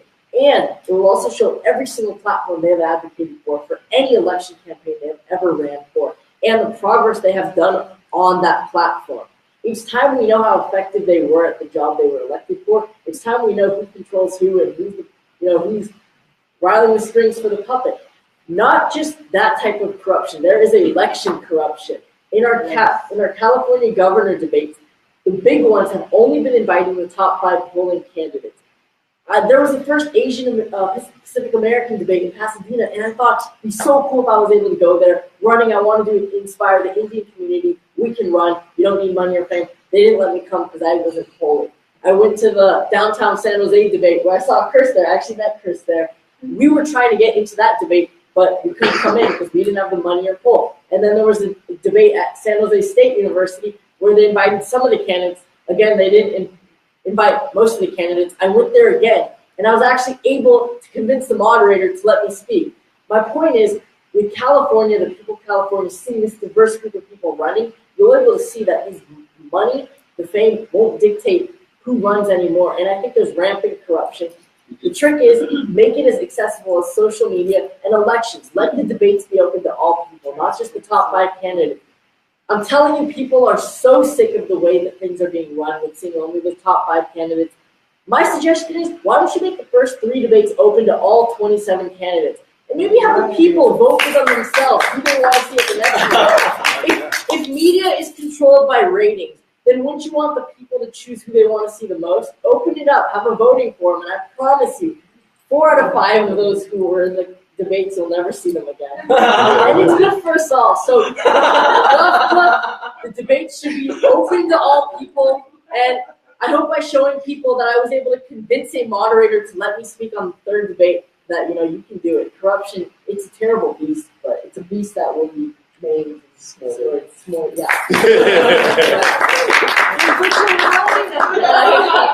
Shubham will be a national nonprofit that will have an app that has blockchain in it. Allow all of the candidates to participate, maybe even virtual, right? Simultaneously, and have the blockchain voting where people can practice, try it out, see if that truly is a solution that these candidates that later on may get elected because they truly have a pretty good chance of winning. Money becomes less relevant. It's more about people, consciousness, awareness, and so on. And that just may result in bringing about political transparency and so on. So that's a plan of what we are going to do with our future debates. Yeah, plus the blockchain, the blockchain technology shows all of the ledgers, right? All the transactions. That would be perfect for showing all the money that's invested in all these spider webs in our politics. That question's coming. Yeah. Robert, please. Yeah. I'm just taking Government corruption. Government corruption. So, I'm hearing about the government and the media and ways that we can sort of open up elections so that people can really judge for themselves instead of, this kind of rigged system that it is, with the exception of Christine in this debate. We're getting to have a voice. I think it is the nature of all of those groups, the government, the media, moneyed interests, known or unknown. They want to hide the elections from the people. They want a useful idiot like Gavin Newsom to be our next governor. That's who they want. They want people who will just do what they're told. Jerry Brown mostly did what he was told, and Gavin Newsom is really a puppet. I mean, he's really an infantile man. I've yet to meet anybody in the San Francisco Bay Area where he's from who likes him personally. No Democrat, nobody likes him. So, and yet everyone's resigned that he's going to be our next governor. So the nature of government dominates our lives at the federal, state, and local level. It is a monster, and it is its nature to be corrupt because it runs so much of our lives, our educational system, our healthcare, and so we need to make it smaller. When this country was founded in 1776, it was founded on the radical liberal idea of a limited government. And Democrats like Thomas Jefferson talked about it, that is the nature of liberty to contract and government to expand, meaning that government is the antithesis of liberty. Government does not protect our freedoms, it takes them away. Our freedoms we get them through courts, through simple laws, and through police, either public or private. And what we've got is this big corrupt monster. People talk about, Trump even talked about the swamp in Washington, D.C. And if you don't drain the swamp is going to drain you. And supposedly he's fighting that battle. So I think we need to go back to a limited government. The things I've talked about, eliminating debt, lowering taxes, not enforcing regulation, not passing legislation, opening up to common law and the environment, and I'm also against business licensing and the drug war. If we do those things, the Republican Party, even the Libertarian Party, which I've spent time in, it's a great party, I'm glad Nick's here, they don't have a monopoly on liking limited government. I'm in the Democratic Party now to champion the idea of limited government, because there are plenty of Democrats looking for new leadership. They're really tired of looking to people who've had their time, Hillary Clinton and Bernie Sanders. We need a limited government Democrat who realizes, and this is not an issue that belongs to any political party, it's just common sense that in order to tame the state, we need to reduce the size of it. And, I'm planning on going about it. Lots of party lines, right? Yeah. Really, this party, it seems they are a bit fading away, and with congressional ratings at an all-time low, and there's more, according to the Gallup poll, I think 4 or 5 years consecutively, there's more independent voters minded, however, than ever. So we are free and equal. I really set the party labels aside, and I tune in on the ideas and the individuals. The biggest minority is and the biggest majority that is the individual. So. May I make a question? Nickolas, did you?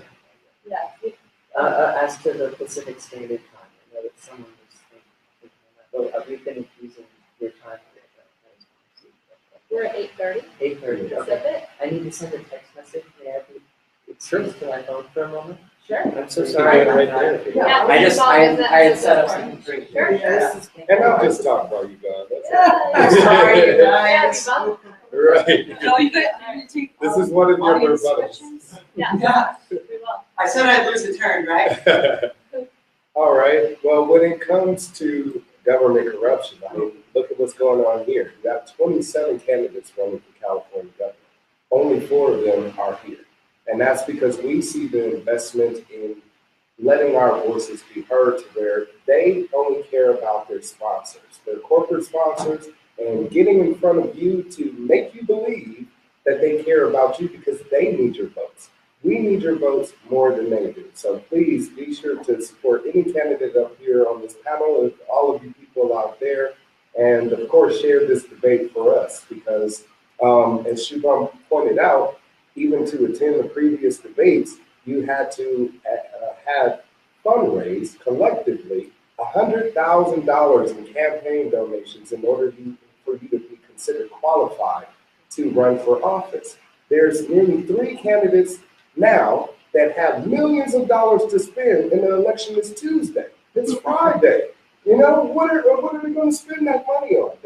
They're not. They're going to parlay it into another committee, political committee, so they can run for office or whatever the case may be and keep business as usual, the same politics going. So one of the things I would like to do as governor is implement ranked choice voting, which would change our electoral system to where now you get to select all of the, you don't just have one vote, you get to vote for all of the candidates and you get to rate them from least, you know, the person that you least likely to the one that you like the most. And then the one that ranks with the most votes would be the one elected.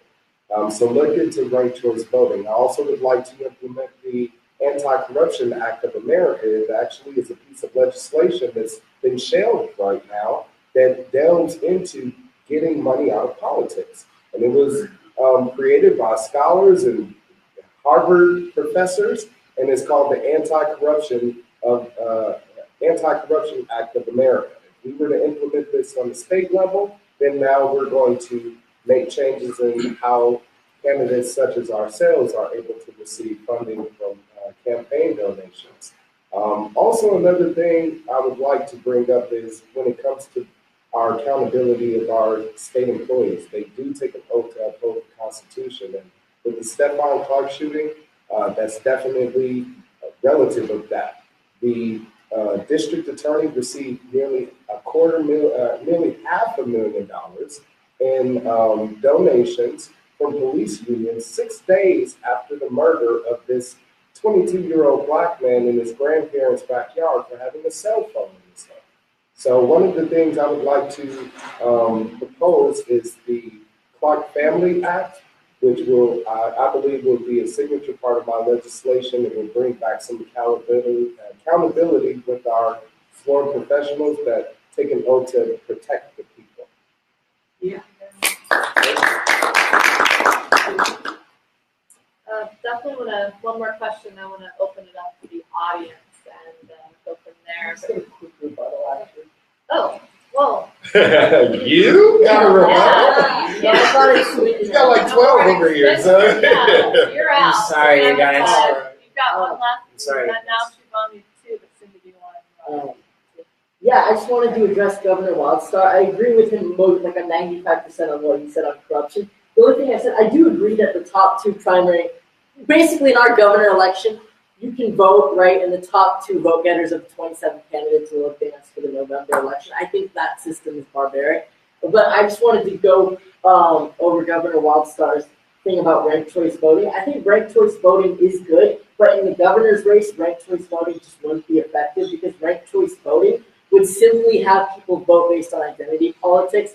Where if you've been a Democrat, you're going to vote for all the Democrat people at the highest, then maybe independent thinkers, then you'll put the Republicans at the very bottom. I think that would just favor identity politics, and it would just kind of hurt the individuals, the independent thinkers more so. But I do agree, though, ranked choice voting will be effective, just not in the governor's race. And yeah, I mean, that's my rebuttal. Okay. Well, I mean, Since he called me out. Nickolas is out of rebuttal. So, You're out. You're out for somebody. does everybody want an extra one? I mean, I had leftover that one, right? Oh, you Yeah. still have one I left. borrowed one for Oh, I thought Every Yeah, no, go.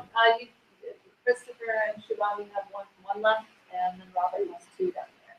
So, Can I borrow a rebuttal Wanna- from somebody? do we want to add one on for everyone? You can have Yeah. that rebuttal. Oh, thank you.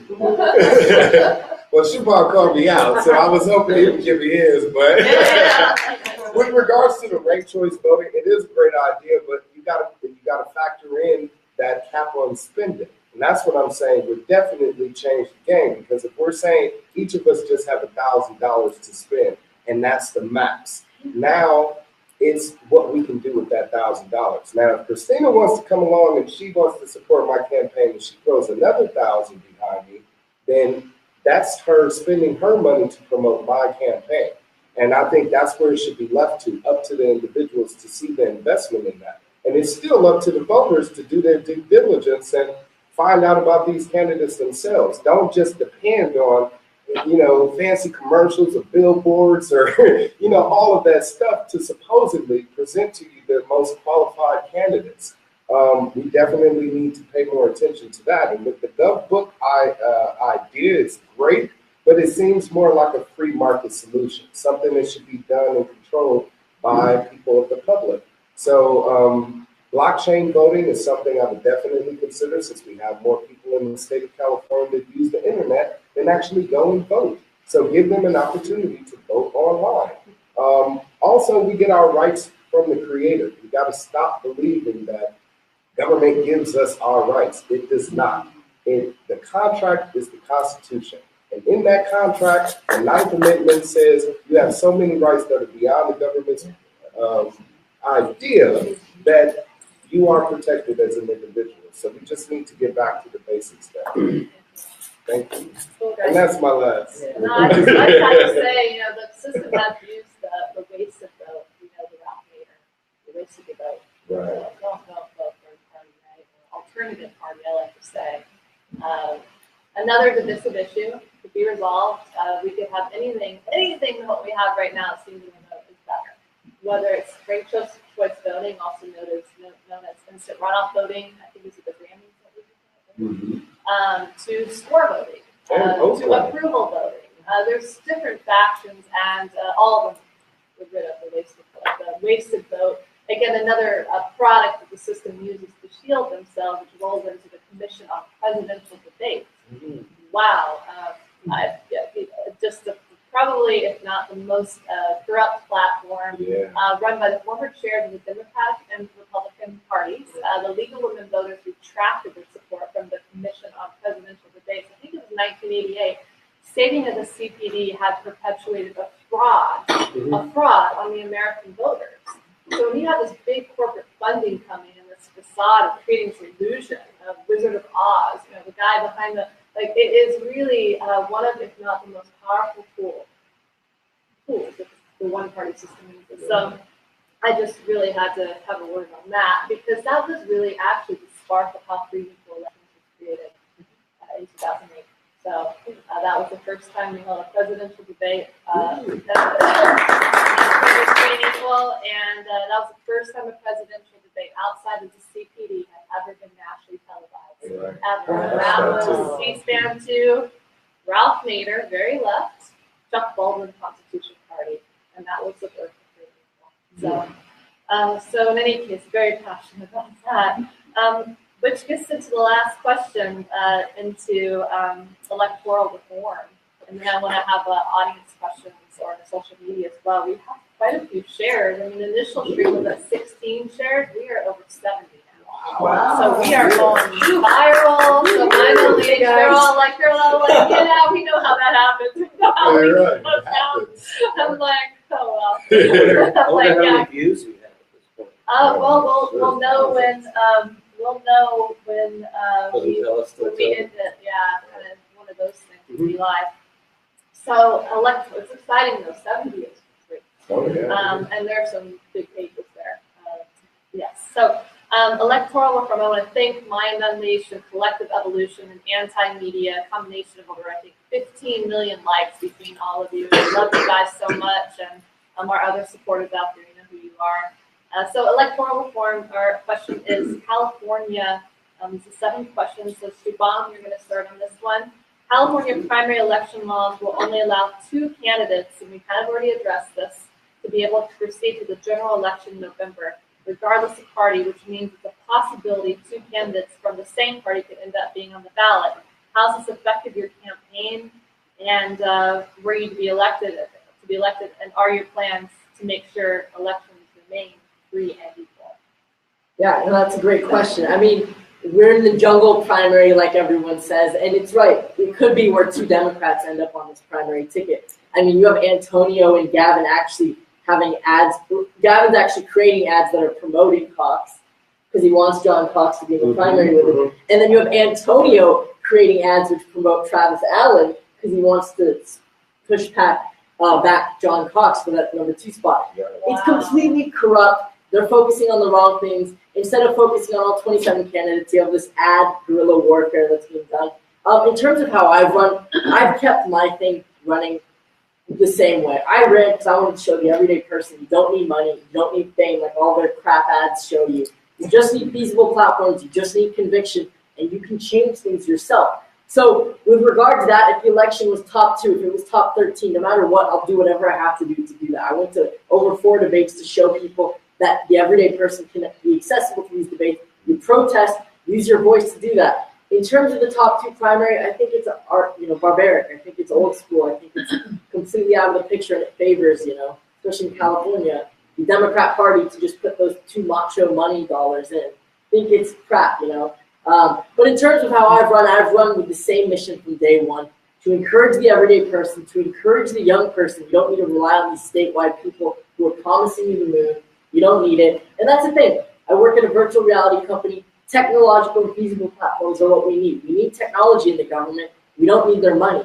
Money needs to go, technology needs to come in, and you're right, the voting system needs to come out. Even a system where top 13 get in, where 50% get in for June. Right.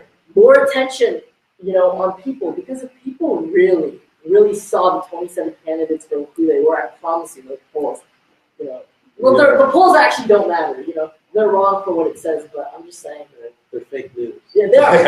Hashtag fake news. I mean, it's who has the mucho money and lots of money, and top 2. Yeah. The voting machines, you're right. The fact that Default sold to Dominion. And you just, I learned this through our symposiums we host, our 5th annual, we will be hosting this in November in Colorado. So we've had from the Secretary of State to just controllers, different varieties of legal voters for moderated this last year.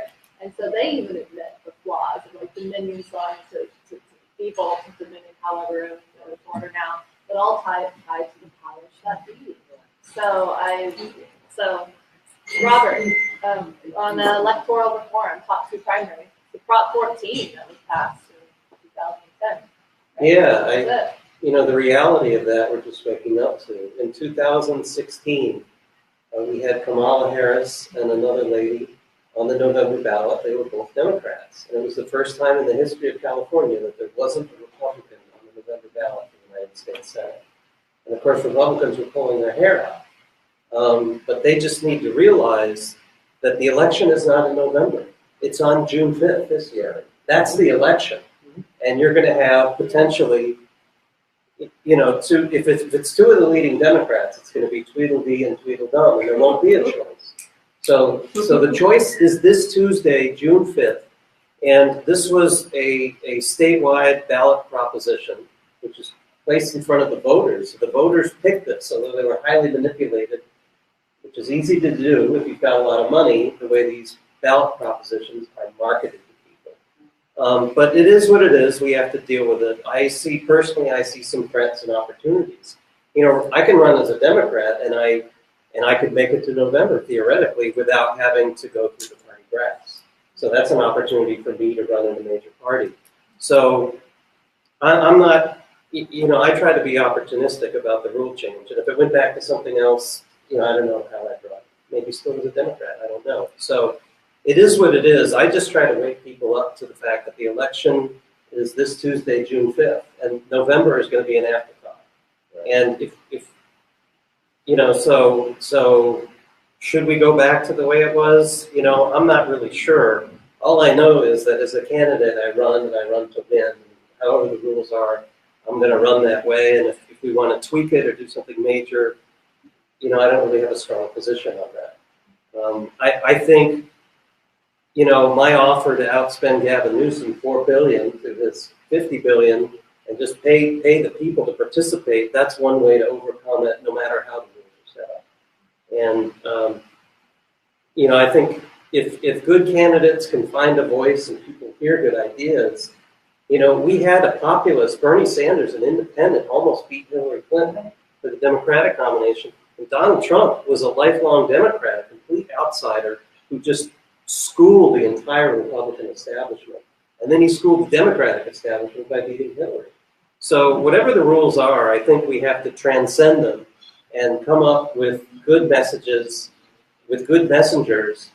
And this is not just on us as candidates. The people need to wake up and stop getting bad governance through bad candidates. They need to hear the good ideas and vote appropriately.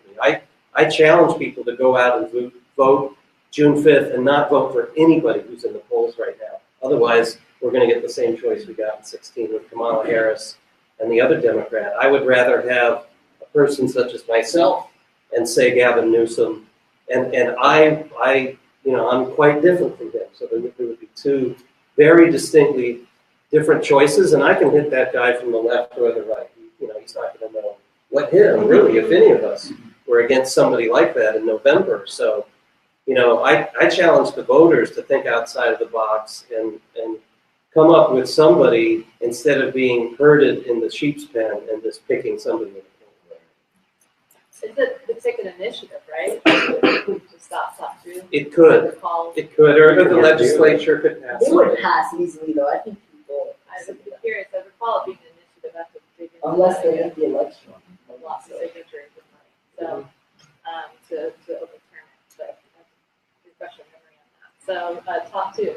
And then also on Bernie Sanders, the whole election and being unfair. I can tell you, going recently to a conference in Acapulco.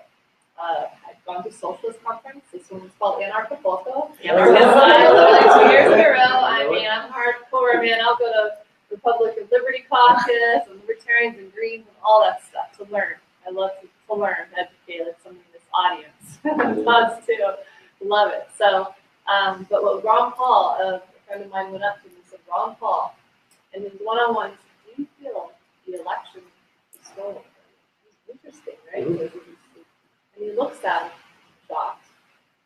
Of course it was. Mm-hmm. Perspective. Definitely Ron Paul, Mayor, and well, it was stolen from him at the RNC in 2012. It was on camera. I mean, We were there. Yeah, it's just like, and now more, they have all paved the way. There's a conscious and awareness, these gentlemen have paved the way for something bigger. Percentage and so on, with gerrymandering, him being gerrymandered out, they have paved the way for something bigger than any one person. They really have been a huge inspiration in many ways. Governor Gary Johnson as well. I would say about him and Jill Stein. Okay. I didn't think that in 12, but it changed. They did. They both did. Yeah, it's just, but again, there's far greater candidates coming. Mm-hmm. And so Sanders and Paul, just are even Justin Ventura, different wavelength. They are they follow through. All right, so top two, please. Well, Ron Paul implanted the seed of liberty in me, so I'm very thankful to him and people like you that put the free and equal debate out, because being able to hear the third-party candidates is what actually inspired me to get away from the two-party dichotomy and old establishment thinking that they put out there and they promote to us as voters. So I definitely think there needs to be a reform of the electoral process altogether. I mean, as a candidate, I learned so much. And it's more so just finding out how much politics are brought out. These polls that they're talking about are paid for by candidates, okay? Email blasts paid for by candidates. All of these costs, the lawn signs and posters and flyers, and it's just ridiculous. And Carlson posted something about how his email is bombarded with all of these vendors trying to sell you products. And I can't tell you how true that is. I've been bombarded with all of these different salesmen for different things, and it's all just to buy your attention, buy your support. So it's up to the people to get away from that. So if you're going to vote for an establishment, Republican or Democrat, I would encourage you not to vote at all, because we need a shift in politics right now. And if you're going to vote, please vote consciously. Don't vote with the pack mentality, thinking that I must support, my team, because all in all, as you have seen, they don't really care about you. They care about themselves, and they care about the people that got them there. You didn't get them there. You helped by giving them, your support to where when they're doing a bad job, now you have nobody to blame except for yourself. So it's imperative that we take back the power. The ranked choice voting, all of this needs to be implemented, as well as the Anti-Corruption of America Act, Anti-Corruption Act of California would get the money out of politics, which is desperately needed right now.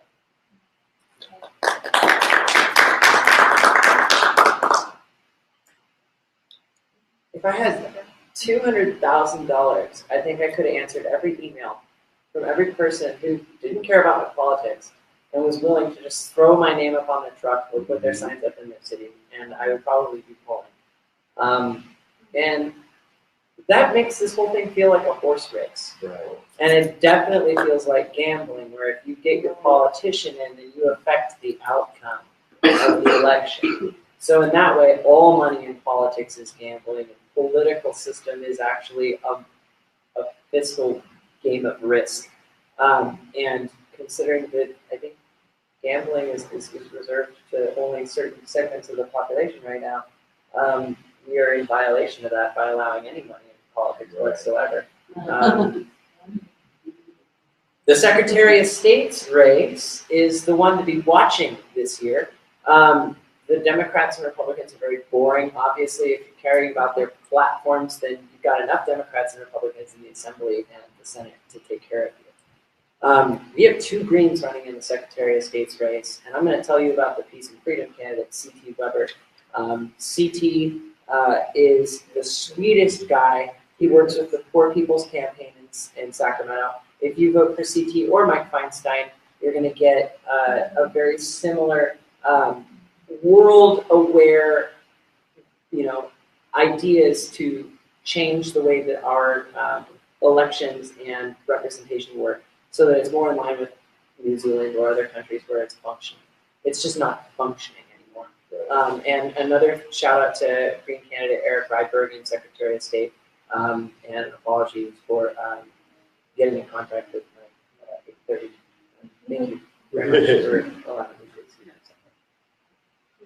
So, all right, well, I'd like to open up to the audience now. I appreciate, I think we have a question. Thank you guys for listening. Yeah, thank you guys.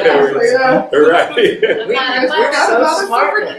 But before that, Patience, I wanted to just say the top two primary. I guess I haven't spoken too much in great deal. I actually devoted 2 years of my life traveling throughout the state of California, trying to defeat the top two primary, Prop 14, well, maybe a good year or so, while I was also campaigning for Secretary of State.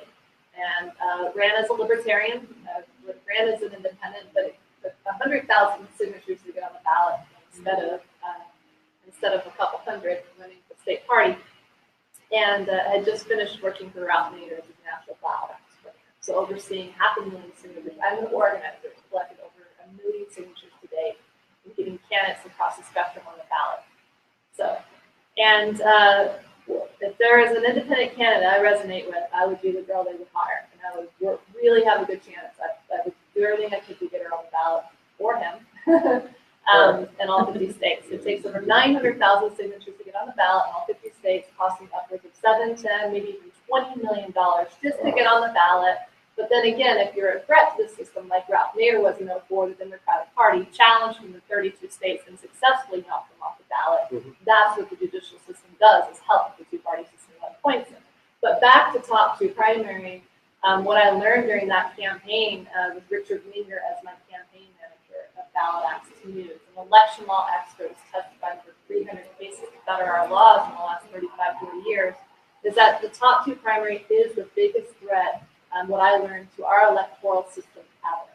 It is Louisiana-style politics that has had top two for over 30 years, of which only one incumbent has been knocked off the ballot.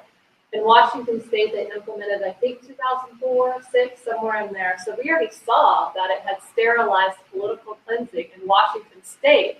And then I saw it coming to California. I saw all the third parties starting to be phased out, starting at different times. I mean, more are still running, but they get knocked out. It increases, as you know, the negative campaigning. I even had the chairs of the Democratic and Republican Party, believe it or not, join me in a press conference with the Greens and Libertarians 2 years later in Arizona to come out against Top 2, which I learned directly from these state chairs that they said the federal, the top, the government, the dirtiest corruptions of the corrupt politicians and all are going to be taking over our own party, which is kind of interesting. I mean, so that I've seen a lot of those independent D's and R's that aren't even real, but phased out too. Hence what we have today. So what I wanted to end on is a positive note. Going into Arizona the week before the Larry King debate, I literally was in Arizona and held a press conference tour, 5 different counties in 5 days, and a panel at the Goldwater Institute with the president of the League of Women Voters and the chairs of the D's, R's, Greens, Libertarians, and gave a national perspective of which we were able to defeat the Top 2 primary with my $1,000 up against millions, or who knows, tied to Charles Munger in California, who's tied to Warren Buffett, who's tied to the powers that be. We defeated it by a 2-to-1 margin. Wow. This was the gateway. Top 2 was going to spread throughout all 50 states. And I knew in my mind, if we saw what's happening in California happen in all 50 states, I did not know how we could bring back about free and equal elections. And that was a very hard thing to do, going into a presidential debate, which I had no voice the day before. I was so sick of that debate. I was so sick sitting next to Larry King. I couldn't even speak the day before. So that being said, I wanted to say that when it is seemingly at a point where we can't make it, we can't overcome the odds, we can. When we unite and bring the truth together, which we did in Arizona, we were able to defeat that miraculously by a 2-to-1 margin. So very cool. Congratulations. Thanks for you guys publicizing and really again it's about all of you. I'm just helping to carry a torch to really help elevate these messages. And again, you're sparking it back in me at a very pivotal time. So do you have a question from the audience? Okay. Well, for everybody, I hear this theme about, we don't need regulation, we don't need government, we don't need protections, we just need liberty, we just need to throw away all our legislation. And I'm sorry, but I think you're going to get more corruption if you do that. Because as you well know, people are going to see what they can get away with and get more money and get it wherever they can. And so that's why we have things like the laws and regulations, so that people are not, scammed. There are a lot of scammers out there. Most of them are going to get away with even more if you take away regulations and legislation, and you're going to get more pollution. So I don't understand how you guys' brains are thinking on that. Can I speak on that one first? Sure, if you want to repeat the question briefly. No, I've got We it. can hear. Yeah. Social media. I hope You can got hear. me. You got me. We'll catch on. Absolutely. Well, she brought up an issue with if we give people too much freedom, that they're going to take advantage of it. And I hate to say that, but that's a bit of a misunderstanding of what freedom is. We are already exercising our freedoms, and we're doing it right now by sitting here peacefully and civilly.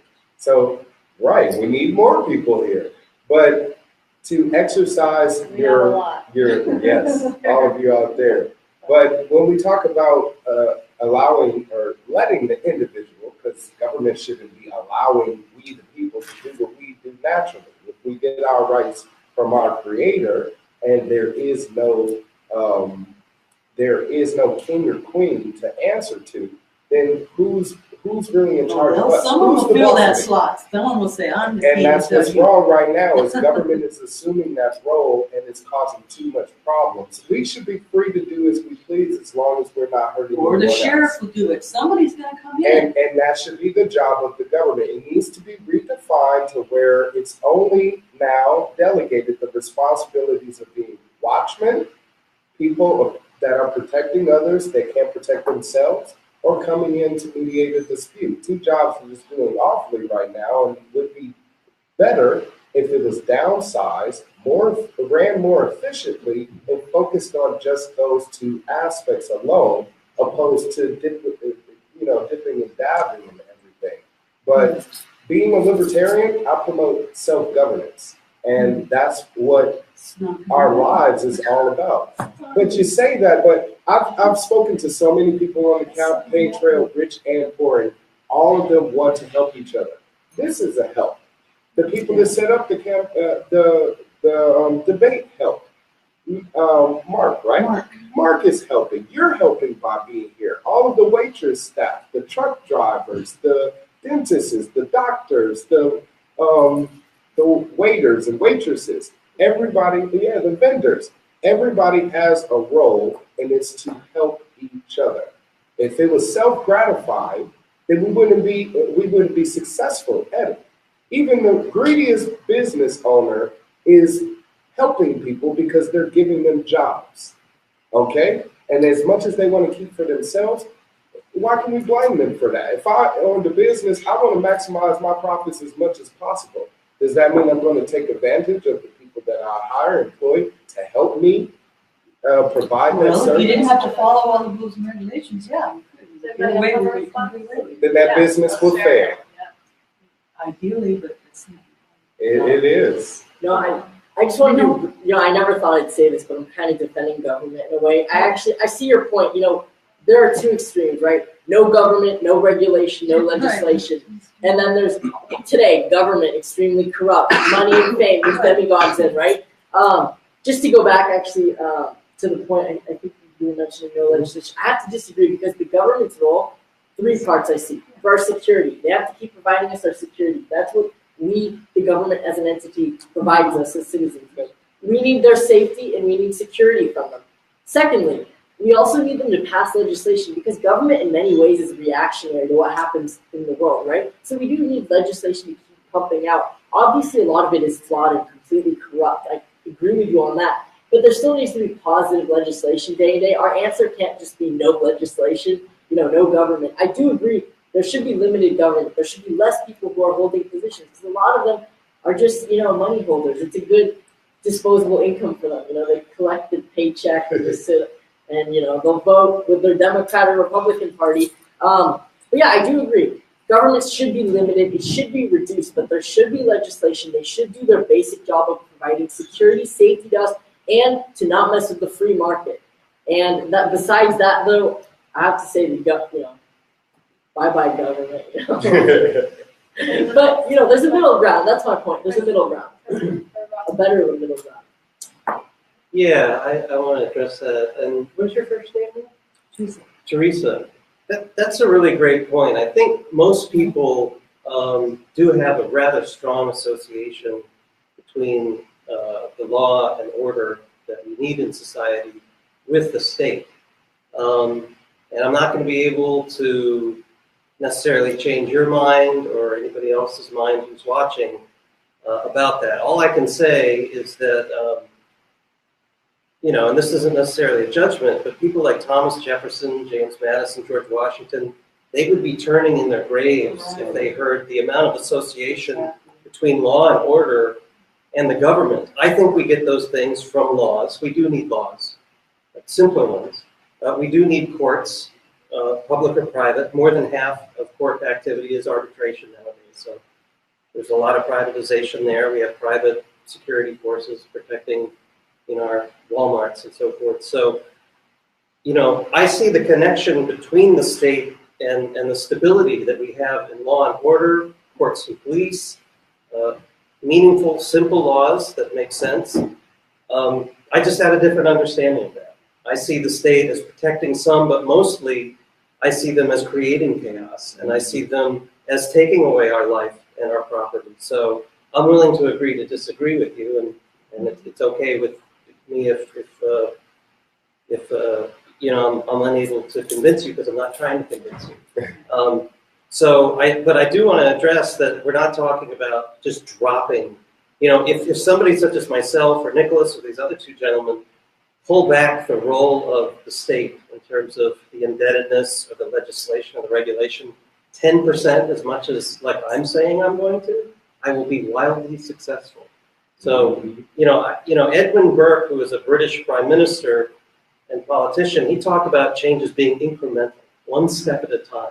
And that's what I'm talking about as well. So I'm not talking about pulling you know, the tablecloth out from under. The state is enormous. It's a leviathan. It's growing, and if I can slow down the growth, I'll be successful.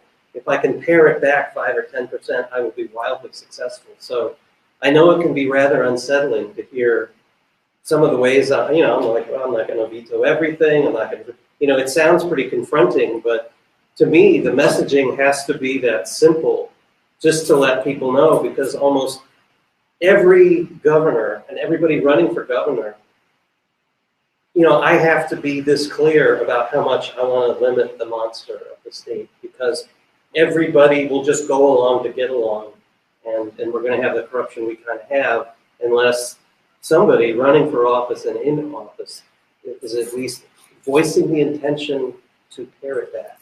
Right. So part of me doesn't mean to scare you with my language, and part of me does, because I think, you know, I need to be clear and we need to be decisive. And what I'm actually able to do in office versus what I'm saying, you know, are two different things. But I want to be clear to the people who do see the wisdom of a more limited government, as the Founding Fathers did, because more often than not, once people get in office, the swamp drains them. They don't drain the swamp. So I think the clearer I can be about it, you know, and if it scares people a little bit, well, okay, you know, got your attention. And, but you know, to me, the importance of running is just to be a part of the conversation. Right? So, yeah. Christopher. Wow. Going deep. Teresa. Regulatory capture aside, I'm trying to see things less as a good and evil thing, as more of a helpful or hurtful thing. And it should be pretty easy to determine, now that the California Constitution is longer than the Bible, which regulations have been helpful and which were hurtful based on what our knowledge is. And maybe the regulations should be put up for review. That being said, the basic nature of business and boredom have not changed. And I know that busy people fight their boredom with actions and plans and schemes. And more often than not, the government itself and the people of our government are reacting to offenses that have been played with lightning speed on our own water, that threaten our life, that threaten our own liberty, and they threaten our pursuit of happiness. And without a person that we authorize as a community to take a role of enforcement, unfortunately, yeah, there will be problems, because, you know, Jefferson wanted a very agrarian society, and that country completely turned. And the French Revolution didn't go so cleanly either, and he was a part of that. Kern County is drinking 123 TCP right now because of regulations, but without the regulations, they'd be drinking bottled water. So there are places that the government needs to stand and protect people. And in California, one of the reasons that we have such a high economy and why we have so many poor people coming here to find opportunity is because of our regulations that keep our environment better maintained than a lot of other places. And regulatory capture aside, I think that what some of my colleagues are concerned about is that if you create a machine, then it can be operated by anyone. At the same time, we should be very wary of the people that don't want a machine to exist in the first place. And we should be very wary of people who run for office saying that they're business people and that they're qualified because they're business people. Being busy doesn't mean that you even have time to be my representative. Travis Allen, since he's not here, is a part-time legislature. And I don't think that he can take the time to take the state seriously. Do we watch this one? All right. Christina and Jerry's got a question. Yeah, Jerry. Yes, thank you. I did come to learn, Thank you, Jerry. but you did not change my mind. All right. I do not believe our government is corrupt. I believe individuals are corrupt, not the government. The government runs by our Constitution. It's the implementers that are corrupt. Now, as I listened to you, I heard a lot of whats, but I did not hear any hows. What you want to do is one thing, how you do it is another. The impression that I have, there are 4 dictators up here. Because this is what you're going to do, but you don't tell us how you're going to do it according to the Constitution of the state of California or the Constitution of the United States of America. We need that. My question to you is, what is your background as executive officers? Have you ever been a chairman of the board? Have you ever been a president of an organization? Have you ever had the responsibility of supervising other individuals to get what you think should be done and learn to compromise in order to get things done? What I heard was a lot of things, but no connecting of the dots. You want to do this and you want to do that, but man, if you did this and you did that, you got hell to pay. Because you did not connect the dots as to how to do it. So that's my impression. I appreciate, I did come and learn. I wish the 4 of you would run for the House of Representatives so that you could be there to be an influence on the votes that are cast for various laws and so on and so forth. But to be the governor of the state, you don't vote on anything. You got to manipulate other people to see them to do things the way that you want them done, unless you're dictators. And I don't think you want to do that. Congress is key. Yeah. Sure. So, thank you. I quoted my grandma earlier saying the line of malice runs right through the human. It's an individual problem. Before I was a candidate for governor, I was a classroom teacher. A classroom teacher, which puts me as a single adult in a room with 35 to 37 kids and expects me to make an immediate bargain with them that I will lead them and that I will maintain a safe learning environment for them and that I will organize them in a way so that every student has an opportunity in that hour to get maybe 2 minutes of my attention so that I can do their parents justice. Leadership is not done well by a dictator. Leadership is where you, as Plato or Socrates said, you want a philosopher. You want someone who's going to occupy what is basically a scapegoat position by living their lives according to their values, according to whatever example they can, and also someone who's going to fight tooth and nail to get to the very bottom of society and to the untouchables and to experience what their experience is, and not to the middle management underneath them. And leadership is always, to me, a matter of consent, a matter of collaboration, because part of the problem of corruption in politics is the ego in politics. And it's the belief that someone can come into a position knowing who to call or knowing what to say or what to do. And because of our question answer format with debates, that's not always the right answer. Can you work together in a group? Can you listen well? Are you going to catch the opportunity when it comes, or are you going to miss it if you're just lacking? Because you're lazy.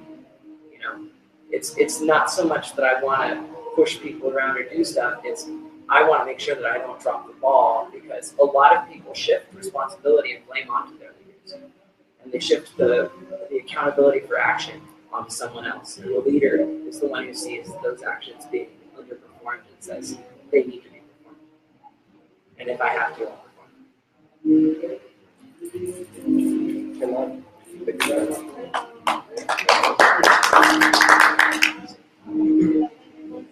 I would have to say, Jerry, I completely agree with you. When it comes to leadership, it's not a matter of you having been in an executive position commanding others. It's all about working with those people. As governor, that would be our job, is to work with state legislators, to work with law enforcement agents, to work with the people. So I'm not going to assume the office of governor and talk about what I want. I'm talking about what you want. I'm the voice for you.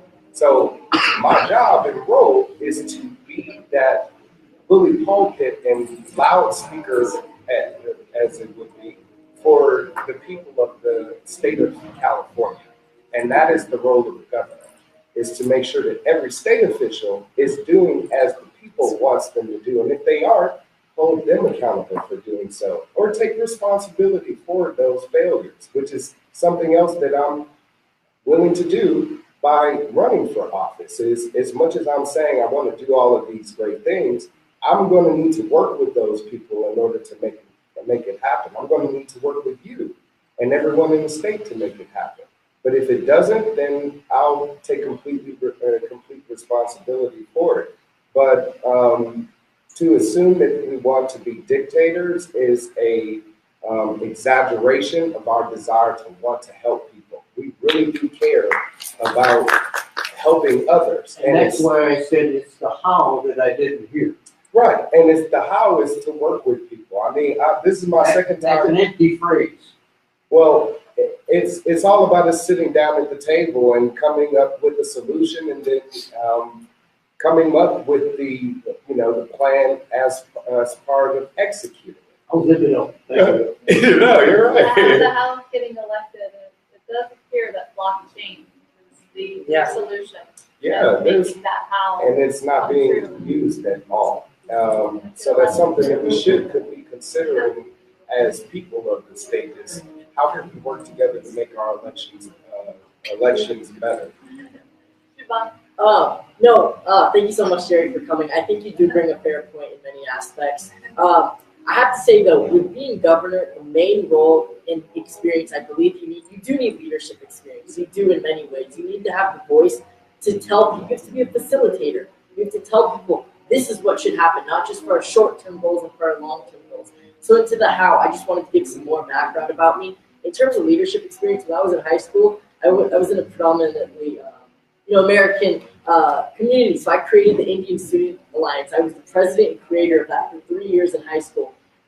Because of me, I was able to get 210 kids registered in that club. It was the most amount of people, despite there being 3 Indians in a club at high school. I facilitated that. I led them to successful events. I got so many people to get involved in that. In terms of political experience, at my freshman year of college, I was in the political office, right? I was an intern to one of the senators. I saw a compromise happen. I saw how budget allocation was done, right? And then also in terms of the private aspect, I work at a virtual reality company, and I see how all of this technology can fix so many of the issues we've had. So I know the long-term roles we need to take, especially in California. I worked at HBO. I worked at Fox. I interned at Hulu. So I've seen how, I've worked in the private aspect. So I've been able to see how feasible platforms are the goal. And that's how I want to use feasible platforms. And I think we do need to be a leader in many aspects.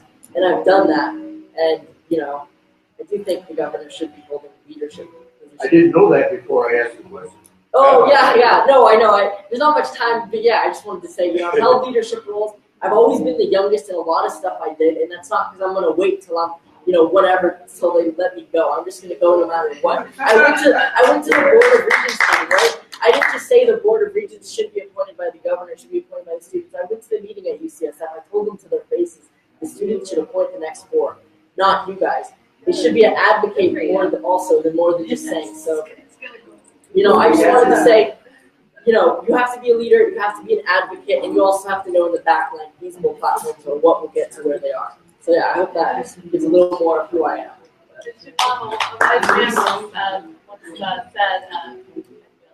The true leader creates more leaders, not followers, right? So, as leaders, it's really important to go out there and spread that so that as many as possible very quickly.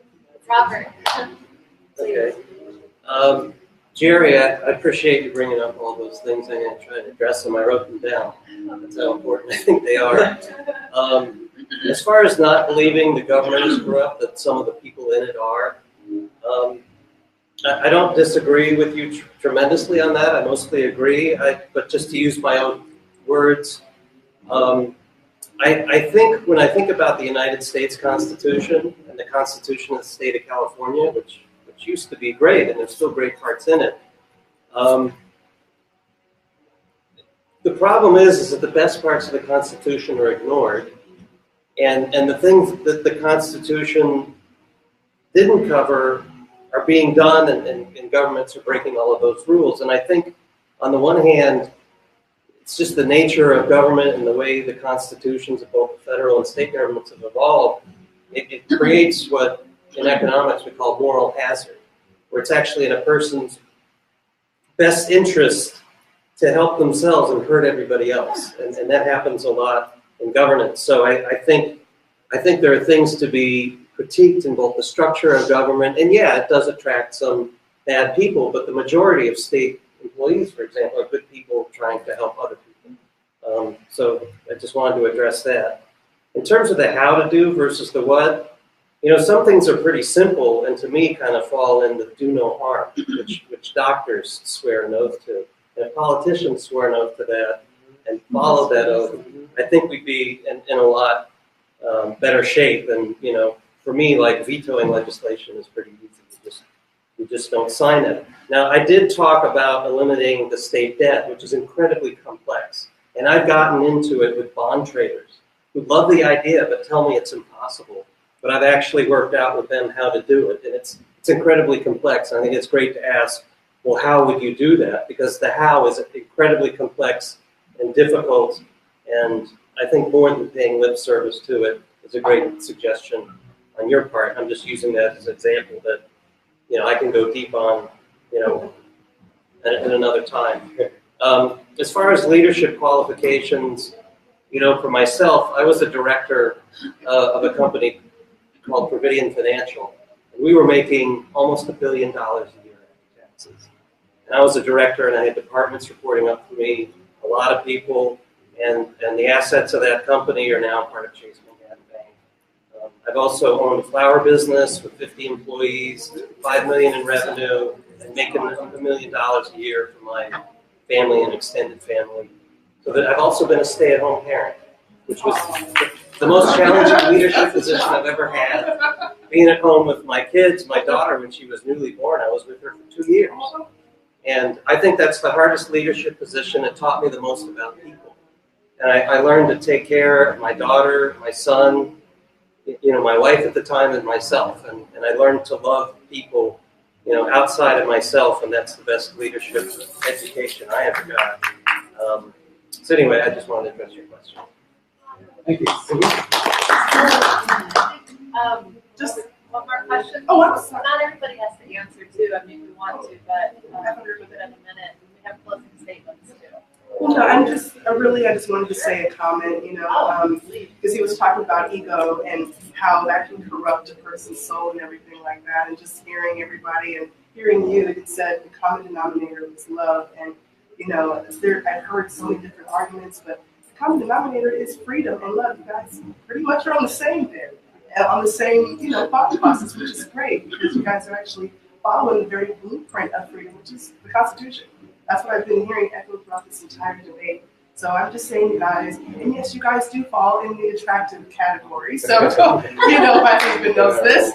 So, like I'm saying, just, remain humble, and just stay true to who you truly are. And for you to even be here and, still having that optimism, even if it's not packed wall to wall. You guys still have that optimism and knowing that one drop in a water pool, it will actually elevate the masses. So you got to let these seeds and plant these seeds and allow them to grow just by faith and perseverance. You guys are up here. We drove. I mean, this is a lot about you guys. So thank you for being here first and foremost and spending hours of your time to promote the concept of liberty and freedom, because some people don't know what liberty is. I truly believe that. Just with my experience with my husband, witnessing, people on the campaign trail, I mean, people are like, what's that? Or what's this? And we have to break it down. I'm like, well, the Constitution says this. And they're like, oh, wow, I didn't know that. So, like I said, continue just to be that beacon of love, life, and liberty, you guys. I'm hearing that echoed, and it's beautiful. It's wonderful harmony in here tonight. But also another thing, an idea, since you guys like to talk, I would probably do like some sort of podcast for Free and Equal with you guys. If you guys don't make it or whatever, you guys can have like a talk show. You can bring his puppet. get the young viewers, millennials, get them in and get them excited to want to be a part of some sort of, political movement, because that's what we need. Maybe just could be like, run for Congress. Yeah. Where you can actually Motivate them, Very right on that. Yeah, because some people, So they feel they can't do it. Yeah, no matter what your background is, your educational background, anyone can come up here, and if they're really passionate, like he said, it's about, I love how you said it, I forgot it too. It's about having the strong principles and feasible platform. Yes, I love that. You come up there, you're on fire, people are attracted to that. Speaking of talking, I think we're almost like pretty done. Yeah. Yes. I feel like we almost did our closing statements, but we did with Jerry. And the last person that did question was Shubham. So Robert, you're going to be next in line. That's how I do it for the closing statement. So Yeah, you can just work down to me. Robert first, and then all the way around. Nope, it's going to go this way. Okay. Oh, okay. How much Yeah. time? 2 minutes. 2 tops, minutes. if you want. Yeah. Yeah. Well, I'm just going to repeat, the election is this Tuesday, June 5th. This is the main election. It's not in November. And, for myself and my campaign, for what I hope to give to help California, I'm kind of hoping that we have good choices in November. And what I offer myself to the people of California is, a more common sense Democrat who's not bought into the ideology of that or any other party. And I don't think we want to end up in a situation in November where we have, Gavin and Antonio, and people are just going to see two lying, thieving cheats to choose from, and it's going to be discouraging, even for Democrats. Speaking as a resident of the San Francisco Bay Area, people are very discouraged. Democrats are discouraged. Everybody's pretty discouraged about the choices we have. So, I spoke with Ralph Vartabedian of the LA Times. He interviewed me a couple weeks back about this train from San Francisco to LA. And there's been a swath 100 miles long from downtown Fresno south of boarded up orchards and buildings, towers for stations and tracks and trains that have never come about. And all you have to do is pay Jerry Brown or Gavin Newsom $1 million, and you can buy land and turn around and sell it for hundreds of millions of dollars, leaving California taxpayers on the hook. And I'm fighting against that kind of corruption. I'm looking to give $4 billion of $500 billion of tax money that we already pay back to California voters, just so that people will come out in droves and give themselves a choice other than Gavin Newsom or somebody just like him in November, and you can do that this June 5th. And I hope you get motivated to have somebody to choose from in November. It's too late to register to vote, but get out and vote this Tuesday. Take the day off if you have to. We need to take back California. So I hope you vote for me, Robert Griffis, on Tuesday. Thank you. You guys want to come back down the line, or you want to go around? This way? Yeah, let's go that way. Go for it. Well, as Griffis just pointed out, with regards to the election, it's extremely imperative that the people of California show up at the polls on June 5th, because come November, if we don't have another option on the ballot other than the Democrat, then we're all screwed. And we all still live in California. We all still call this state home, and we want to continue to, which is why the four of us are running for governor, because we want to make this home of ours better, not only for ourselves, but for everyone that's living in it. And when it comes to my proposal and what I'd like to do for the state of California, I just want to let you know, as a candidate and as a potential governor of California, that I will always promote the idea of you being in control of government. Because as the Constitution says, the consent from the governed, the consent from government is it from the governed. And you're always going to be in charge, we the people. I am responsive to you, I am dedicated to you, I am loyal to you. So my job will be to make sure that I'm upholding my oath, to uphold the United States Constitution, and making sure that every state official that does the same thing is doing exactly that. So I just want to move from going from having this big, overbearing, over-involved government to a smaller one. Not no government at all, but just a smaller, more efficient government that's focused on doing its job, protecting people that can't protect themselves, because per the Constitution, you have a Second Amendment right to protect yourself, a natural right, which shouldn't be infringed upon ever. So we need to make sure that our state officials are upholding their oath, as well as doing their job and making sure they're abiding by the Constitution. And as governor, I will be doing exactly that, which is why I'm encouraging all of the people of this state to vote Libertarian, help me bring back liberty to the state of California, as my campaign slogan says, and vote different. Return the power of the people back into your hands.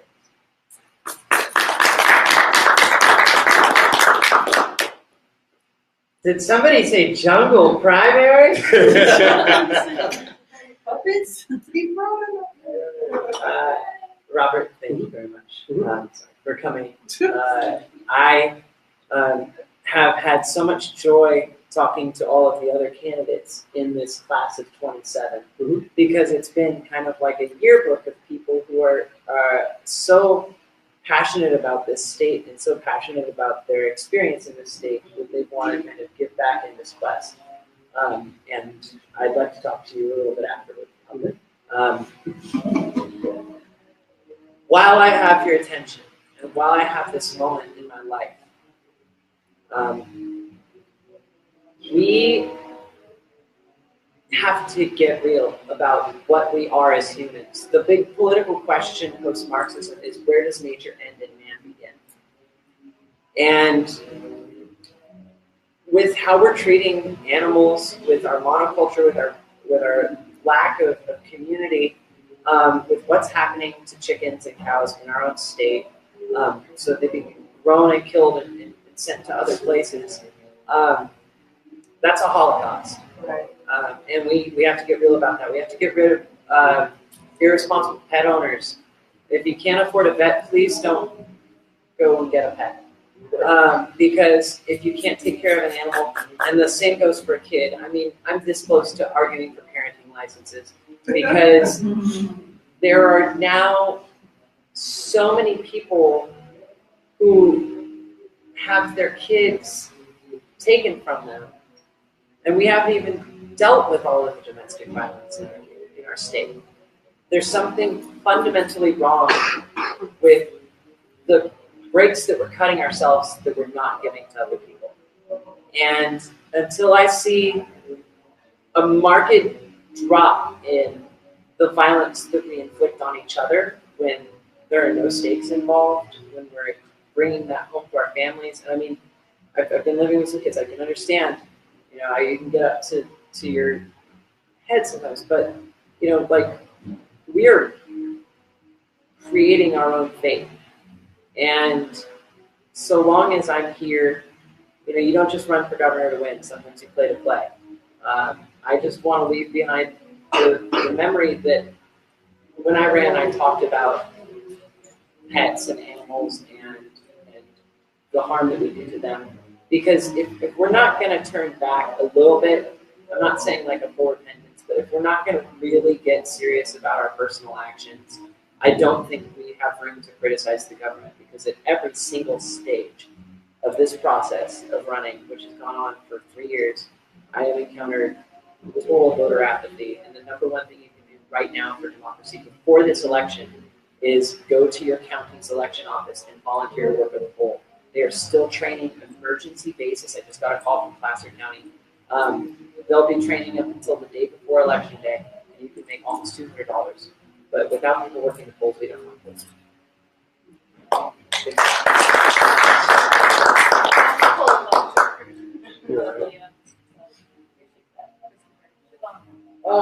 Thank you again, Christina, for hosting this debate. Thank you guys. It was a true pleasure. This is probably the last time we'll all be together before. Just want to thank you all. I just wanted to thank you all for coming.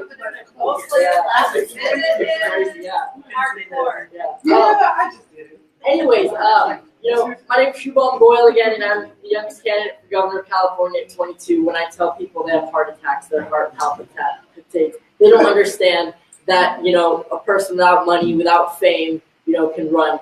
I just wanted to show people from the very beginning of this thing that by running, that, you don't need loads of money, you don't need loads of fame to change things. You just need feasible platforms, you just need conviction.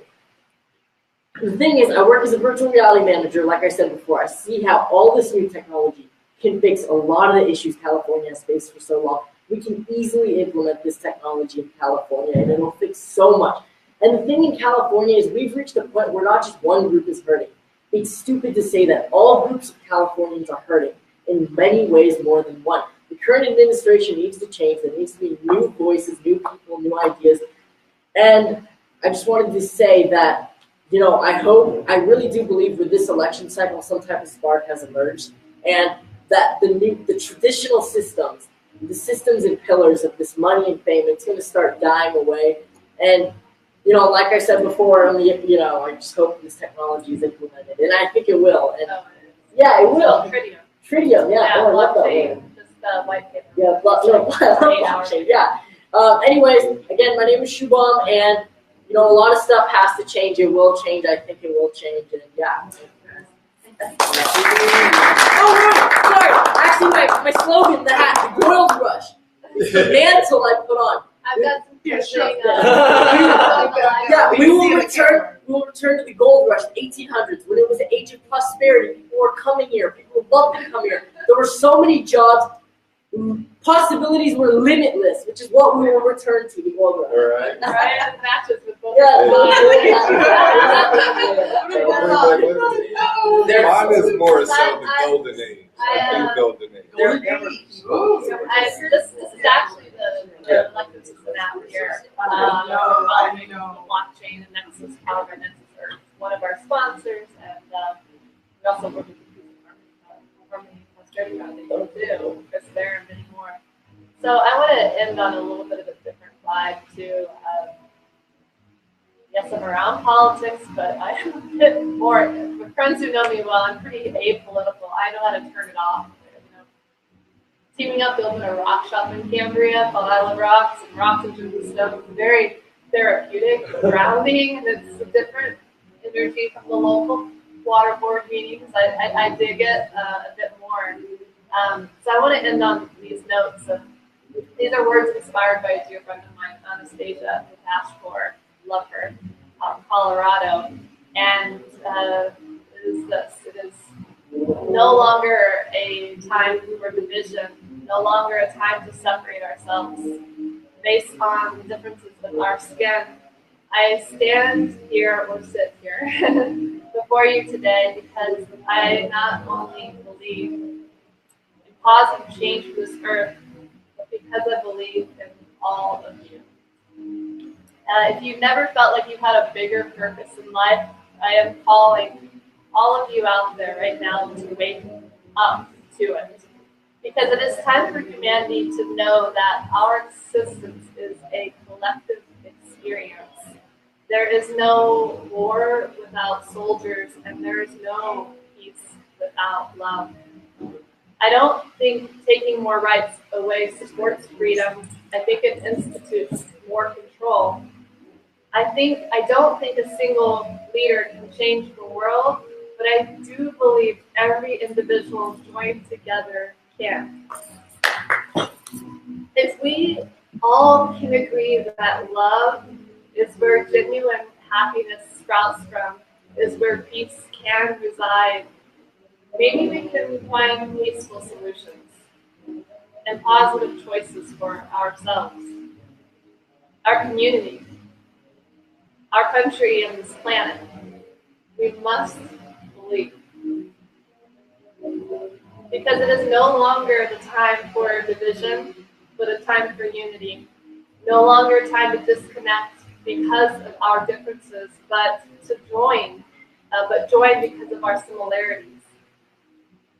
It's not just to think about, but to feel about it. No matter what you believe in, no matter where you came from, we can all believe in love. In this time in history, here in Cambria, California, the Cambria Pines Lodge is to say that one for love and is love for all. So I really want to put it out there that there's a much need for compassion and love more than ever in today's world. And when that is the type of person, all issues aside, when we have that connection with love and compassion, everything will fall into place because there are far more things that we can agree on, left and right, than not. So I am, again, grateful, and I'm going to be your #1 supporter, all 4 of you, for running for Congress. I am. So thank you again to all of you and everybody here and in the whole social media in the world for supporting free and equal elections and to a new beginning. Thank you very much.